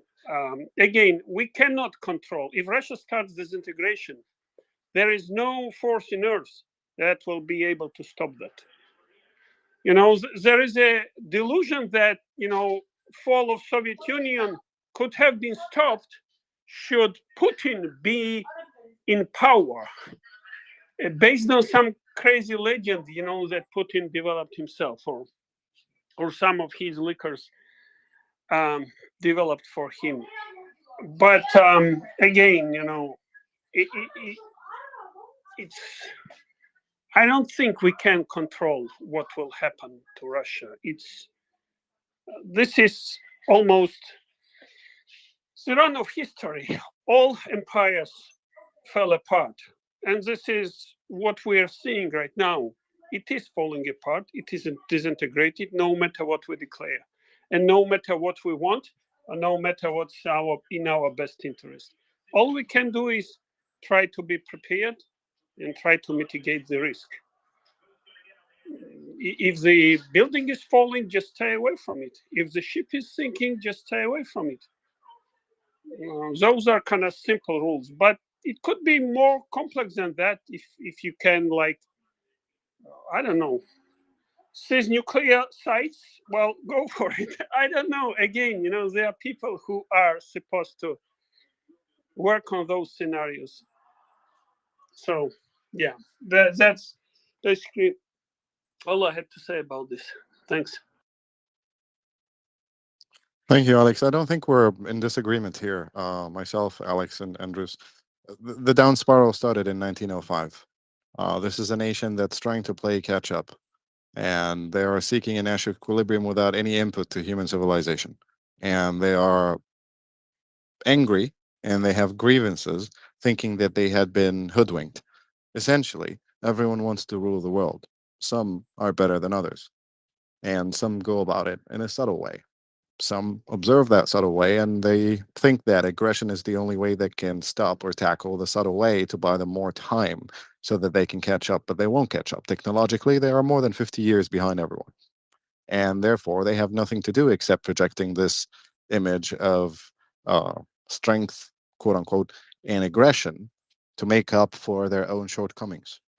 And like I said, and like Alex said, we really can't control what will happen. And that's what I was saying, the human factor, the human variable. We don't know what those Russian humans will do when presented with a certain set of conditions and parameters and initial conditions. We simply don't know. What we can do is simulate the whole thing, tabletop simulations and wargaming and scenarios, and try to mitigate the risk. If Russia starts disintegrating, make no mistake, covert action will be in place to make sure that those nuclear warheads are secured and that they are not fired and that they are not used and that they don't fall into the wrong hands. Do I know how to go about it? I don't know. Do I want Russia to disintegrate? Oh, I couldn't care less. It's disintegrating on its own. If more than almost 1 million military-aged men leave the country and not report for quote unquote duty, that tells you something. That tells you all you need to know about the future of Russia. If they're kidnapping Ukrainian children because they have a Slavic problem and they are sending ethnic minorities to die in Ukraine because they're trying to balance their demographics, well, that tells you all you need to know. And with that said, I think Shaggy dropped. Welcome, Plamen, and I really think I'll be replaced by Peter myself. So thank you everyone for being with us for the last 3 hours. Big Papa, Plamen, and Peter will take it from here, and they will answer your question or your statement. And thank you everyone again, and good night. I'll see you again soon. Yeah, real quick, Em, if you're still there, you were mentioning earlier that about the uptick in the Bayraktar use might be because some munitions or spare parts. I wanted to say that about a month ago, I remember them saying that they wanted to get a repair and maintenance facility up and running as soon as possible.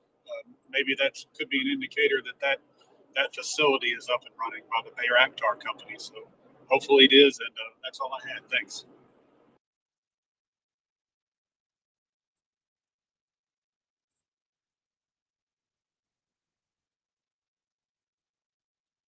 And he's attempting to come back online, so he might be able to answer your question. So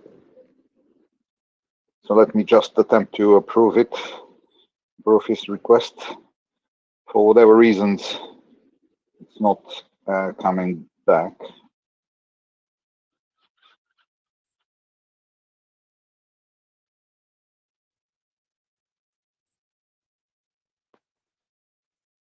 Alex, can you hear me? Am I audible?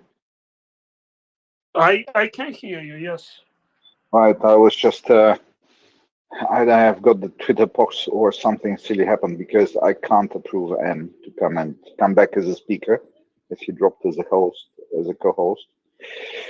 But in the meantime, well, I'm trying to sort it out myself. Shall we continue on the discussion here? One thing I saw earlier today was an article in, I believe, in the New Statesman. And this is again sort of a tangential to my favorite subject of propaganda and psyops by the Russians against the West, which they're doing for many, many years. Actually, it's a long-standing tradition. But I saw this article in the, I think, New Statesman, where the so-called realists were sort of praised for calling it as it is. But basically, the whole article was just a disguised apology for the aggression, for the Russian aggression, and just under the veil of talking about rationality and accepting facts and the fact that superpowers might have, right of way or whatever the hell. The idea, to my mind, was really to excuse the genocide, to excuse the war crimes, and sway the public to accept the Russian gains and accept the fact that Ukraine shouldn't fight, that this costs too much. It's unrealistic to expect Ukraine to win against the superpower. Hey, well. So I started really. It got me a bit angry, really. But I guess useful idiots are always around, and obviously the media, in some media circles, the Russians continue to have a quite considerable influence, and I guess as well the politics play a certain role, because as we can see, it's not necessarily always bipartisan. There are always some dissenting voices. But the main point is it's the moral relativity of this position. It's literally, we have spoken so often on this space about the absolute lack of moral in the position to say, well, we have to accept and we should give away to and might makes right, which basically is, but it boils down, it's distilled to this one idea: might is right, full stop. Anything else doesn't really matter in this world. And I just wonder how on earth it was possible for a respectable, reputable media to sink to that level. And I don't know. I have no answer. I have no understanding. But we still hear these voices. And on the same sort of aside, I saw a small thread on Twitter about New York Times and complaining about the lack of progress of or sort of hinting that the Ukrainian counteroffensive is not progressing quick. But this is, again, measured to historic records, measuring to D-Day, for example. The progress Ukraine is making is quite comparable to other offensive in large armed conflicts around the world. And again, this sort of blindness on the reality and blindness to the moral side of things is really something which gets me really upset. I don't know, what do you guys think? Any takers on this one?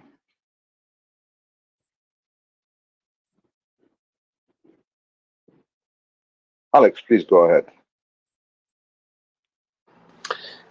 Yeah, regarding might is right. It's like in this case, we don't even see the might. We are seeing paper tiger. So basically, anybody, anytime that had fear of the tiger, like it's your time. It's just a big, how you call, this paper thing filled with candy, and kids beat it with sticks. I know what you mean, but I don't know what it's called. It's Halloween thing. Yeah. Piñata?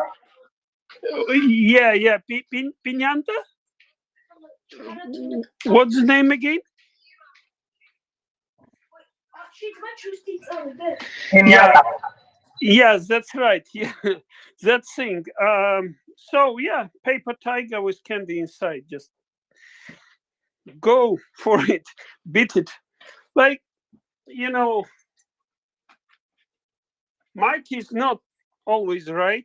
There are laws and stuff, and like humans want to live according to laws. There are all those things. This is what is different between us and, say, gorillas. But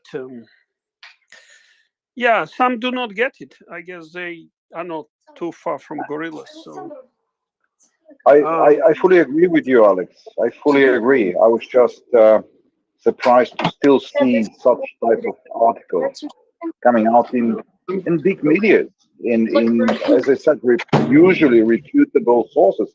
One might not agree with their political stance, and for them sitting on the right or left or whatever, but usually they kept to the truth. And moral is not a question of political views, isn't it?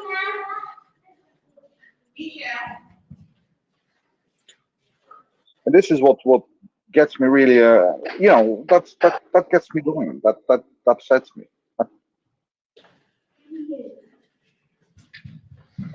It reminds more like cat and mouse, where Russia is the mouse, but cat is not Ukraine. It's the rest of the world. It's 50 nations. I mean, with their combined GDP. And when you say might, it's not number of tanks, because like 10 HIMARS can be a game changer against 3,000 tanks, because they reach further and they have high precision. And it's like, again, a stick and stone, any animal can handle it. So it's not might. We should probably stop referring to Russia as some mighty power, which it is not. Yeah, agreed. I was just referring to how the article felt, not that this is a thing of reality. They were just referring to, in the article, to Russia as being a superpower, right. Which I think even during the best days of the Soviet Union, one could think about it as a superpower. But if you look at its innovation rate, its industrial capacity, its scientific output, I don't think you could really say it's a true superpower. Militarily, I'm not qualified to say there's a lot of material there, or was a lot of material, like tanks, planes, missiles, and what have you not. But on the other side, we as you quite rightly said, quantity not always, quality has certain edge over quantity. And so I agree with you. We shouldn't think of Russia as superpower or something which is uncomparable or unchallengeable. But that was the theme of this bloody article, and you're absolutely right. We should be, and that shows how the realists, as they call themselves, are detached from reality indeed, because they think of a country which has entered quite a decline in the recent decades, which has been shown on the battlefield by a way smaller country. They still think of it as something which wields significant power. And you're right, it's not.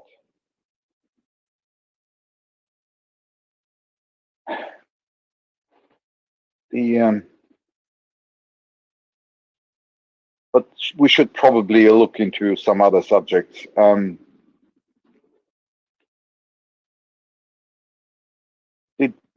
Well, unfortunately, I'm trying to. Oh, hi, Peter. You joined as a co-host. I was feeling a little bit alone. Thank you very much for being here. That's okay. You're welcome. Sorry, I had a few tech issues coming up to co-host, but I've made it now. So. Oh, don't you worry. I am Mr. Technical Issues here. It's so great to have you and be with you on this space. So, Jana, you have your hand up. Please go ahead. Yeah, thank you very much. Plamen and Peter, it's so good to see you co-hosting. Thank you. Well, if you don't mind, Plamen, I would still like to stick a little bit to this topic because it's a super, super important topic. And I would probably just summarize some things that I've learned, yeah, relatively recently, because I live